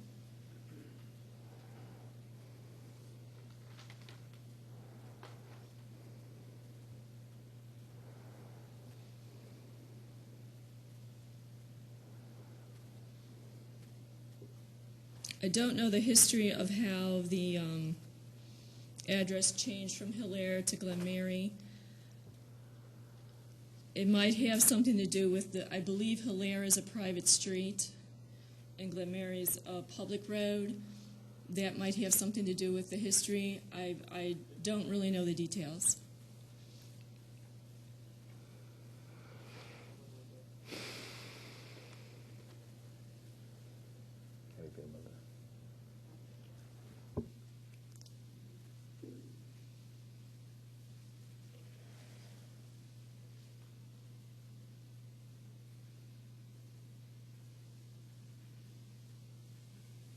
I think what some of the members of the board are having trouble with is the depth of the proposed addition. Would there be any way to bring it closer to the existing rear line of the house, rather than ask for, I don't know, 7.5 feet? Maybe make it a little bit longer, deep. Yeah, I know, that, obviously, you know, we looked at that at one point. Actually, this addition, the area is less than if we had just made it longer. In terms of footprint? In terms of, as far as the footprint's concerned. Mm-hmm. You know, if we had just done this, we can actually get more square footage in. But the problem was, of course, is the depth of it, and Mrs. Volpert stated. I don't think we're saying. Yeah, I understand. I don't think we're saying make it equal to what you have. Okay. But not so much as you want. In other words, if you're bringing in some footage, you go out of some footage. You know, I mean, you can wind up with the same square footage of the 300 square feet, but configure it more rectangular than you have it. Maybe wider than longer as opposed to wider. What we're trying to say is that you're asking for too much. It's the job of the board to give you the least amount of relief as we've seen that your hardship requires. Okay. All right. So you're asking for 15 foot. You know, can you make it 10 foot and take the difference in square footage and make your thing a little bit longer? Right. Instead of being at 18.8, go to 16.8 or 15.8. Yeah, like 15, yeah. And then make it. I don't know how wide it is. Well, they could be as wide as they wanted it to be. Yeah, it could be because you could. Because all they need is rear yard. As long as you don't go outside the building, you can make it as wide as your building is. That's the other thing. As long as they also have to watch their impervious coverage of the building. Right. Yeah, well, they got a lot. They're 35 and they're 27. May I just have a minute? Well, they don't need that big 2 walls. They don't move any wall. I mean, I don't know. Yeah, but I mean, even if they made it longer, they don't have to change any more. Yeah, they're only going up at the minimum.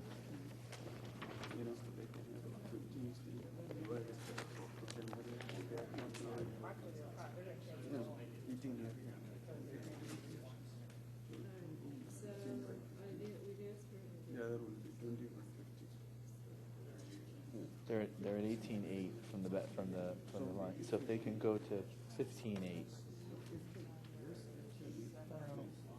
they're at 11.0. They're 11.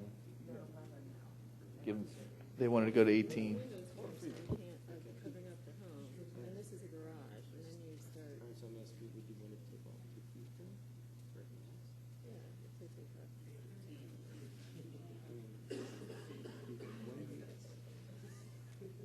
The reason I'm asking this is there's a delay on this. So I'm wondering, when they go back,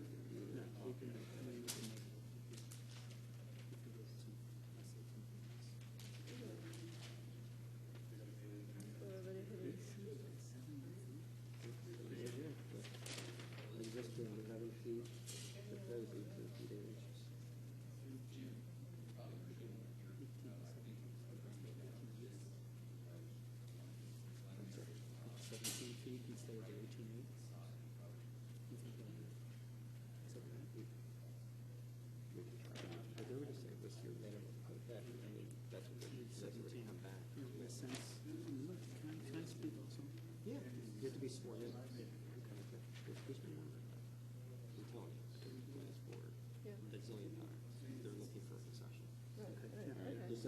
Okay, all right. We can go back on. Norma, can you swear me in?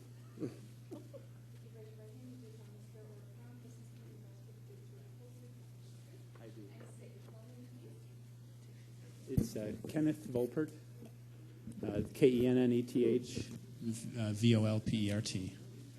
Thank you.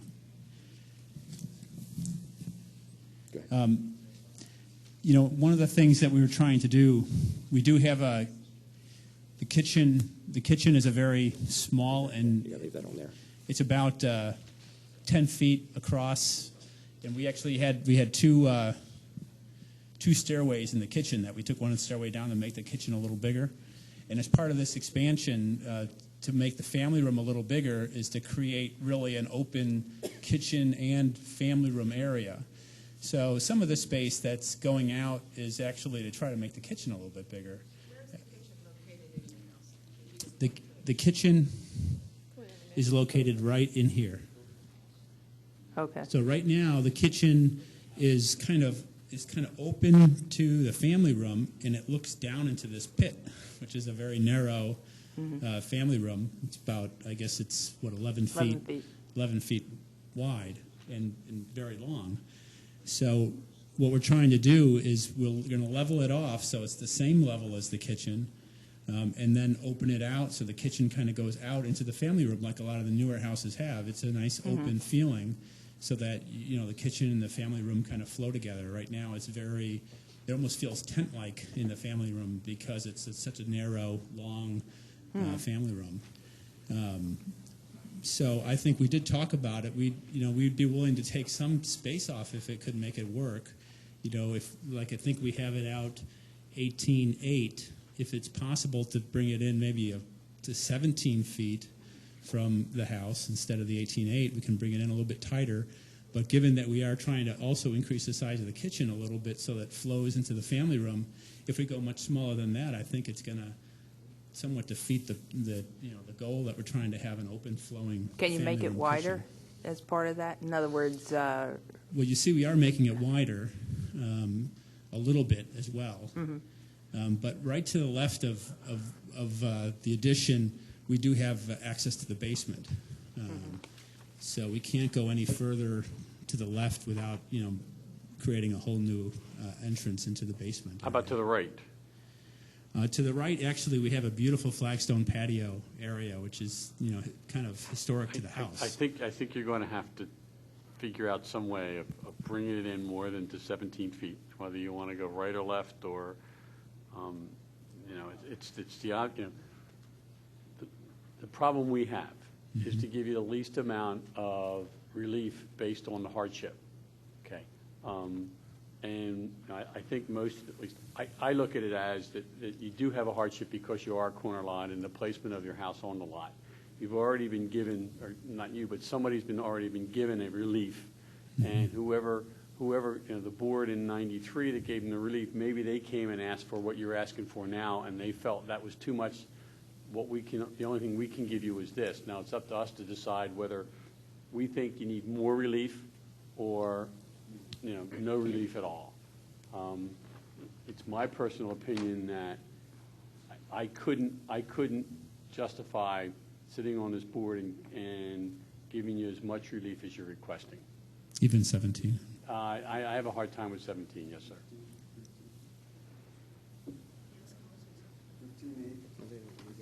I think one of the things, I'm sensing the board has trouble with the degree of relief requested. It seems to me that the applicant should, might want to continue and come back, play with the plan, see what they can come up with, and, give us what you can live with, and then the board can decide whether, that's acceptable or not acceptable. But it seems to me we need to do a little design work and come back, consider rather doing some more design work and coming back and continuing the hearing and, your mic.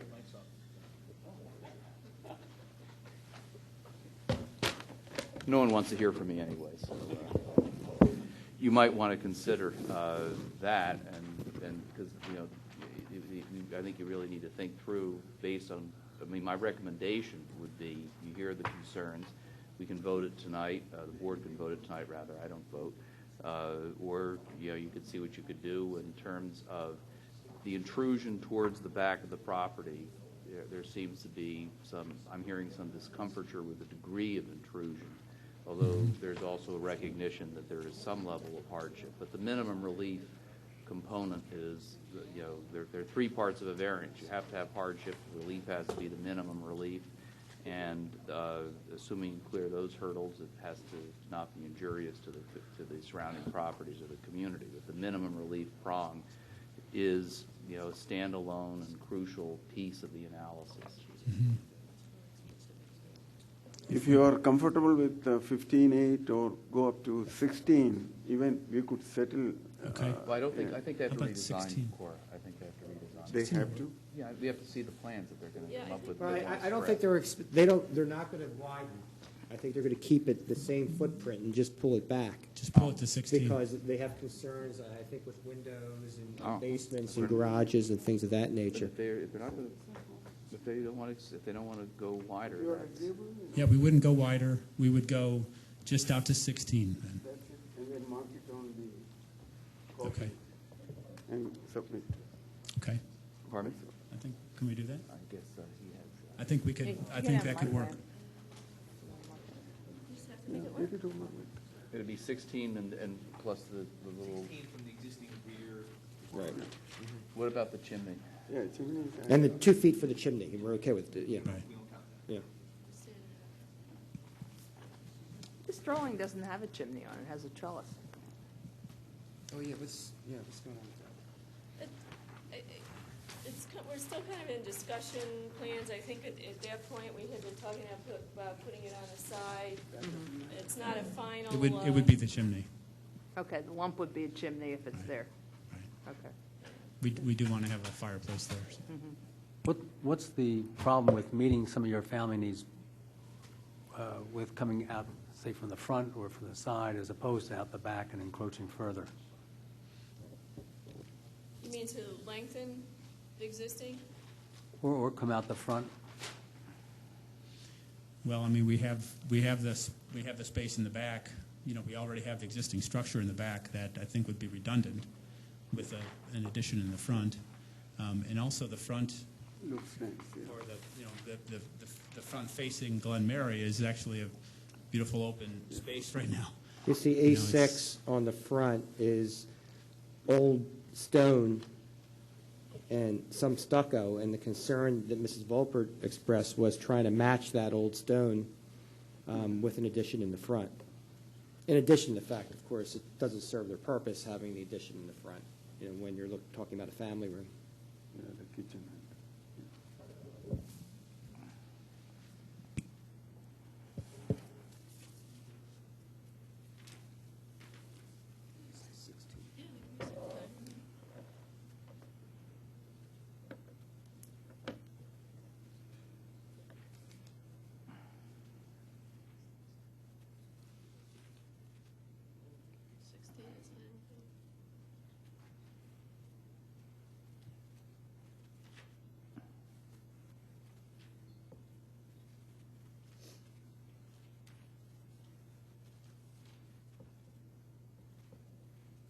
I mean, I understand the difficulty with an 11-foot room. I just am very uncomfortable with any I'm not uncomfortable with any extension. I'm willing to do something, but I just, not what's proposed. Well, the deepest part, and there's kind of a central part of that addition that is 12 feet from the home, and would it be, so that puts us 12 feet currently from the rear of the home, but only in the central section of the addition. Would it be too much to ask for an additional 4 feet? Because you're looking for 16. You're looking for 16, right, yeah. I can move 16.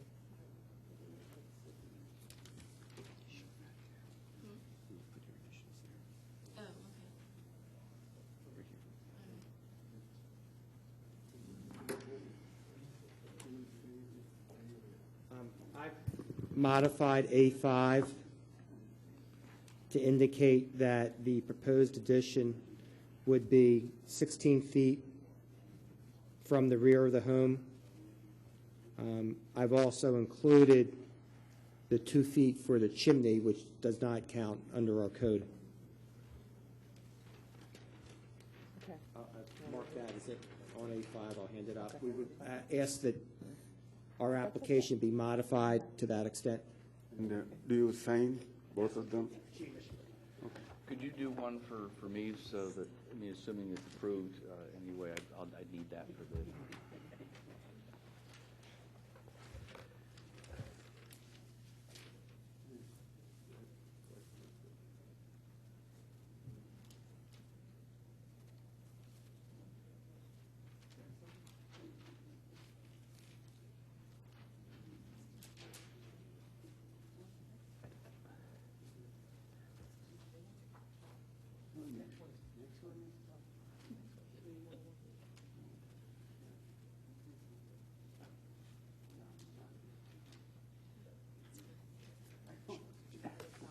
John, you won't forget to change that from 280-27 to 280. I have it noted in 25 my notes.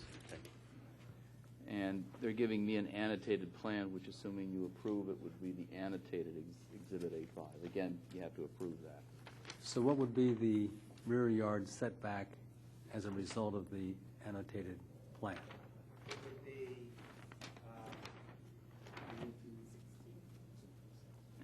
Oh, no, 16, yeah. feet 8 inches more. And actually, right now, it's 16.6. So it would be 16, 19. You're going to take off, you're going to have 2 foot, so it's really 16.6. Right, and you're going to add 2.8 to it. 16. Right, so it's 19.2. 19.2.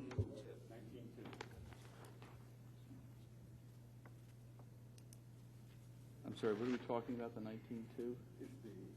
Wouldn't Distance be of the rear 19.4? yard? 19 feet 2 inches. Is that right? Right, I think that's, right? 14 inches. No. That's right, 2 inches. Yeah. No, you're only taking, you're only taking 2 feet 8 inches, so. They have the 14.6 with the chimney, 2-foot chimney. Uh-huh. So you gotta go back off of that, Okay. right? So you gotta take the 2'6" and then the 2'8". Mm-hmm.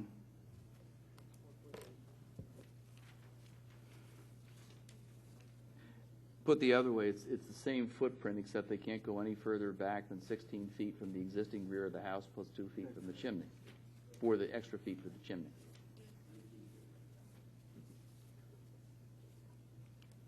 Nick, do you have anything else? That's all. I was just asking, he said this would make part of the record, please. Do any members of the audience have any comments regarding this application? Okay. Anybody else on the board have any comments? Well, let me just. Corey, would you like to do this one? I'd like to clarify. I'm sorry. What, Yes, Peter. what is the rear yard setback going to end up being under this? 19.2. Okay. Okay, Corey. Thank you, Jim. I would recommend for passing this, application and issue the variance based on the revised setback alignment of 19.2 from the rear yard. Okay. I would agree. I think that the applicant has made a showing of necessary hardship because of the corner lot and the siting of the house so far in the back of the lot, which certainly limits any kind of expansion ability. Kathy? I agree, and also note that the section that it's referring to is 280-25, not 27. Okay. Charlie? I concur. And they conform to the modified drawings that were presented. That 19 feet 2 inches from the rear yard, from the rear line, does not apply to the extra 2 feet for the chimney, right? That's correct. Peter? Yeah, the rear yard setback would be 19.2, which is, under our code, we're allowed 2 feet further. Yeah, I think that because it's a variance, we ought to specify that the chimney should include an additional 2 feet. I concur. Okay, thanks. Variance is granted.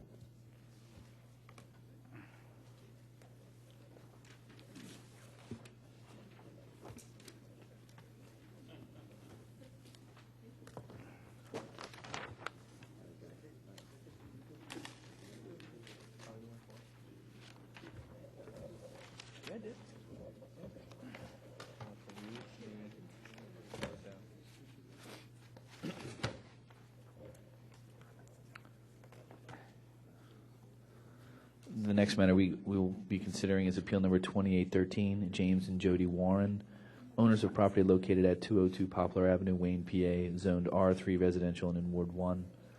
Applicant seeks to construct an addition to the rear of their residence, which will not increase the existing nonconformity in regards to their side yard setback. Applicant requests a special exception pursuant to section 28101B of the zoning code in that the addition will be no closer to the side property lines than the existing legal nonconformity. or a variance from section 280.25D1 of the code relating to side yard setbacks, or contends that the relief is permitted as of right. Applicant also seeks a variance from section 280.25F of the code relating to maximum impervious surfaces, or contends that the relief is permitted as of right or is de minimis. Mr. Cornelian. Thank you. I look at you. I know. I look at you as soon as we back said and that. work forward. Okay. Just again to go through. This is in the North Wayne section of Wayne. When they moved in, this was zoned R4. The zoning was changed, and if it was zoned R4, we wouldn't even be here this evening. But a couple of years ago, they changed the zoning, you may recall, to R3 because there was a subdivision that took place, and 2 homes were built that the neighbors were very upset about. So they changed the zoning really to prevent further subdivision. You'll see this is a very narrow lot. It's already non-conforming as to lot width, lot area. There's no chance of subdivision or anything like that. As I said, the unfortunate matter here, they didn't have the finances at that time to proceed with the addition, and the zoning changed on them, and as a result, they're here before you this evening. You'll see an area here that we're not increasing existing nonconformity on setbacks. That would be a special exception. Also, you'll notice we have a deck here. In the past, there's been a determination that a deck is impervious coverage, even if it has slats in it and even has grass underneath or stone underneath, which is the case here. There has been prior decisions of this board, though, that has determined that a deck, because it has slats and because it is porous underneath, is not to be considered as impervious. I'll hand that up. That was a decision back in 2000 that this board determined. But here, the real issue here, as I said, we have a special exception on the setbacks, and I think the real issue here is we're 225 square feet over on the impervious coverage. If this was still zoned R4, we would comply with the impervious coverage requirement. And I think that's probably the issue that the board is probably going to want to concentrate on is the impervious coverage issue, because the other one's the standard special exception issue. Okay.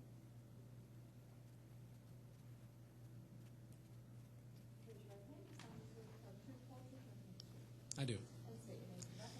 James Warren, W-A-R-R-E-N. And Jim, why don't you come around Okay. this side here? And do you live at the residence? Yes, I do. Okay, and you marked as A2. When did you purchase it? 2001. And how old is the house? 1906 it was built. Okay, so it predated zoning in Radnor. That's correct. Okay. Who do you live there with? I live there with my wife and with 3 kids. All right, and young children? Yeah, 5, 3, and 9 weeks. Okay, and the purpose of the addition? Is to put a larger family room on to give us a little bit more space for the kids and us. We've marked as A3 the survey of the property. And I mentioned in opening about the zoning being changed. It's now currently zoned R3, is that right? Yes. And do you recall when the zoning changed and why it changed? It changed, I think it was 2003, and that was the property directly across the street from us, which had been one larger house, was taken down and 2 homes were built in its place. And there was some people upset in the neighborhood about that. Okay, and so it was changed to prevent further subdivision of Right. properties. And as a result, it established nonconformities for you on lot width, and also as to your setback requirements. Yes. And you actually had prepared plans before the change, didn't you? We did. We put together plans in, I think, late 2001, to put an addition on, and then obviously we didn't have finances at that time, so we delayed in it, and now here we are today. Okay. And as we said, we're over by 225 square feet, and so we're at 37.27%, and the requirement is 35% Yes. impervious. Also, the deck, the proposed deck is 387 square feet. If we consider the deck as porous, would you then be complying with the impervious coverage requirement in the code? Correct, yes. Now, has there been other additions in the area that you're aware of? Yeah, I know the house on either side of us both have additions of this type added onto the back of them, as well as a number of the other ones on our street. Also, as to the non-conform, right now, you're at 34.19%, is that right? Yes. So basically, anything that you would construct would put you over on the impervious coverage. Yeah, now that the changes are in.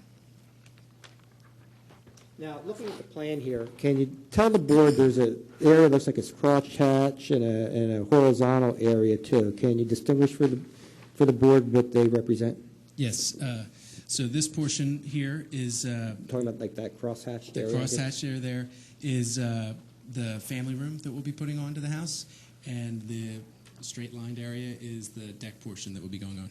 And this is a one-story addition? That's correct. Okay. And do you know the type of construction the deck is going to be? Is it wood or? Composite material. Mm-hmm. And is it slats? Yeah, with slats and spaces between them. I think about a 1/4 inch. And underneath, do we know what's going to be underneath the deck? Yeah, it's a type of a layer that goes down to prevent the weeding, but it still allows water to go through, and then stones on top of that. So essentially, the water that goes through the slats on the deck will be able to go into the ground. Is the deck going to be covered at all? No. And certainly there's ample room for rainfall to fall in between this. Is that right? That's correct. Have you spoken to your neighbors? Yes, we have. Okay, and first, I think Martinato and Jean Gilson. That's correct. I'll mark that as A5, and they have a letter of support. And in fact, they had gotten relief in the past on impervious coverage when it was zoned R4. Correct. Right? Yes. And I've attached that opinion also.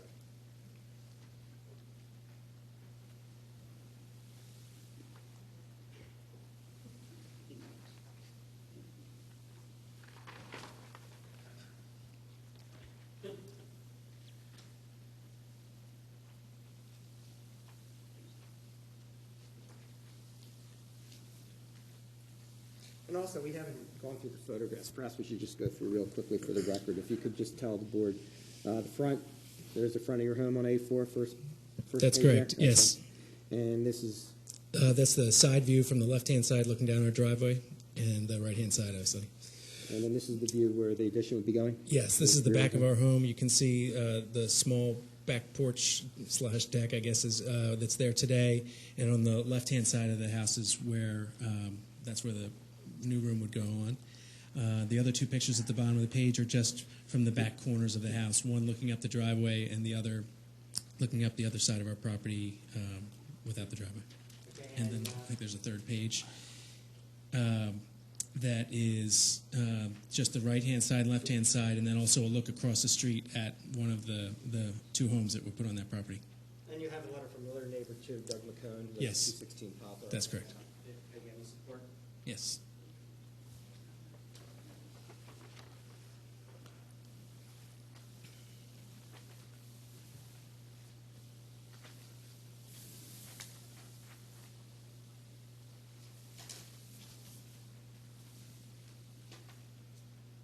And finally, I'm going to hand up, actually, let's look at A8. We have A8 here, and this shows kind of an elevation as well as your building layout. Is that right? That's correct. And can you describe for the board what that represents and where you're, I'm looking at A8, the first floor plan. Okay. So this side of it, is that? Okay. Yeah, so that's essentially the house as it exists today. There's a line on there where you can see the breakout of what will be added on. You'll see that the family room's there as well as the new deck associated with it. Where is A5?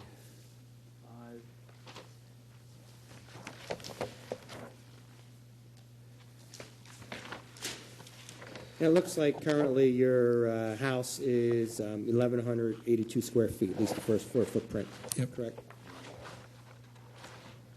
And then finally, I've marked as A7, and this is the zoning opinion that I referred to previously, which was dated June 23rd, 2000. And it was an appeal from Ethan Woods, and at that time, the board determined that a deck constructed in this manner without any awning, canopy, or anything underneath, and also with wooden slats and ground underneath, which was loose stone and gravel, did not fall within the impervious surface requirement of the township code.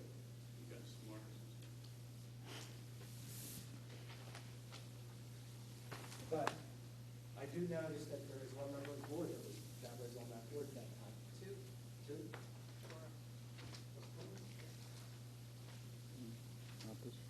No. I just got.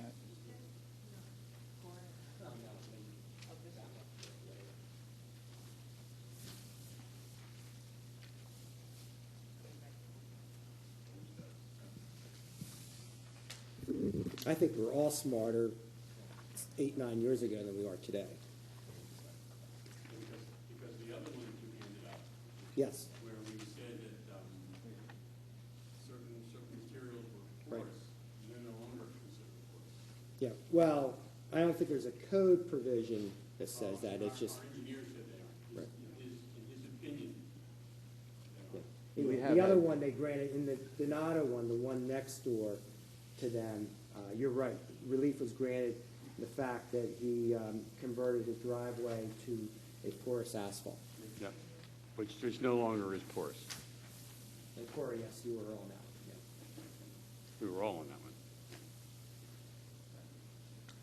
So really, what we're, as I mentioned, the relief being asked for here is one, the special exception, and two, basically, that this applicant couldn't do anything without any relief, because his lot is severely non-conforming in both lot area, in building width. Again, if this was 3 or 4 years ago, he would have been able to do this by right. The change in the code was not aimed at this type of proposal. It was more aimed to prevent subdivision of the various properties. Here, as I mentioned, the big hardship here is that he has a non-conforming lot that's non-conforming in the lot area, and that right now is at 34.19%. He's only asking to go to 37.2%,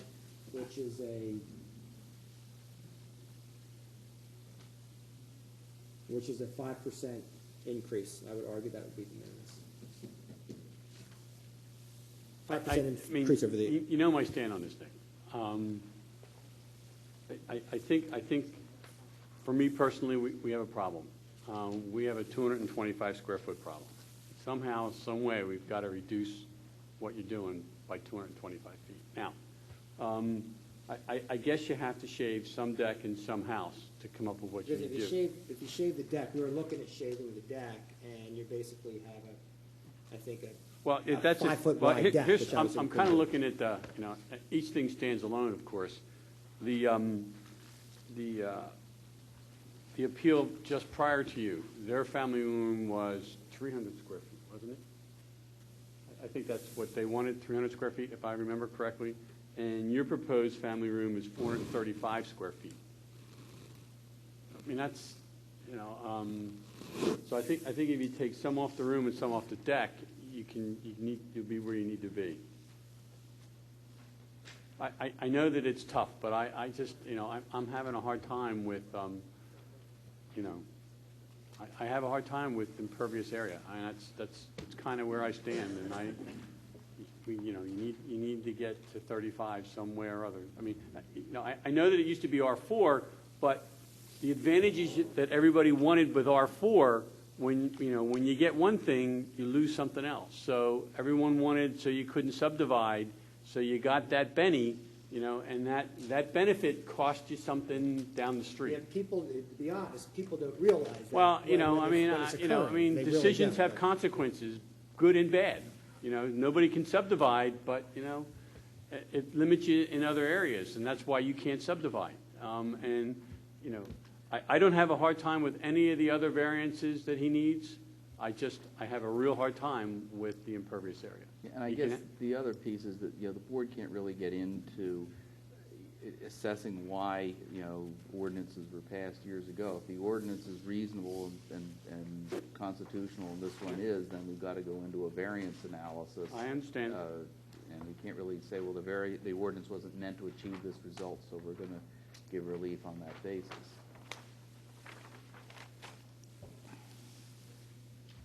The increase in impervious coverage from square footage point of view is about, it's not quite, but it's probably about an 8% increase over what is there now. Yeah, and it's a lot. Yeah, it's 225 is the number that we're over. We're over by 225 square feet.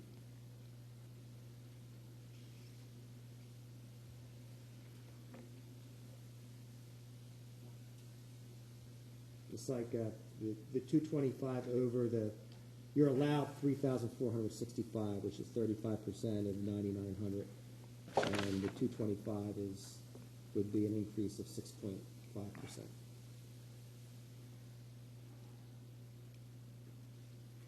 Well, we have really stuck to the impervious position, and there were people in here last month that were in the Wayne area with an old house that was renovated and so forth, and they managed to come up with the needed reduction so that they wouldn't need or require a variance in the impervious. And I think since things have been taken away from us, like pervious paving and things like that, we can't use them anymore, but we still need to try to maintain no increase here. So I think you need to look at what needs to be done. Yeah, can I have a minute?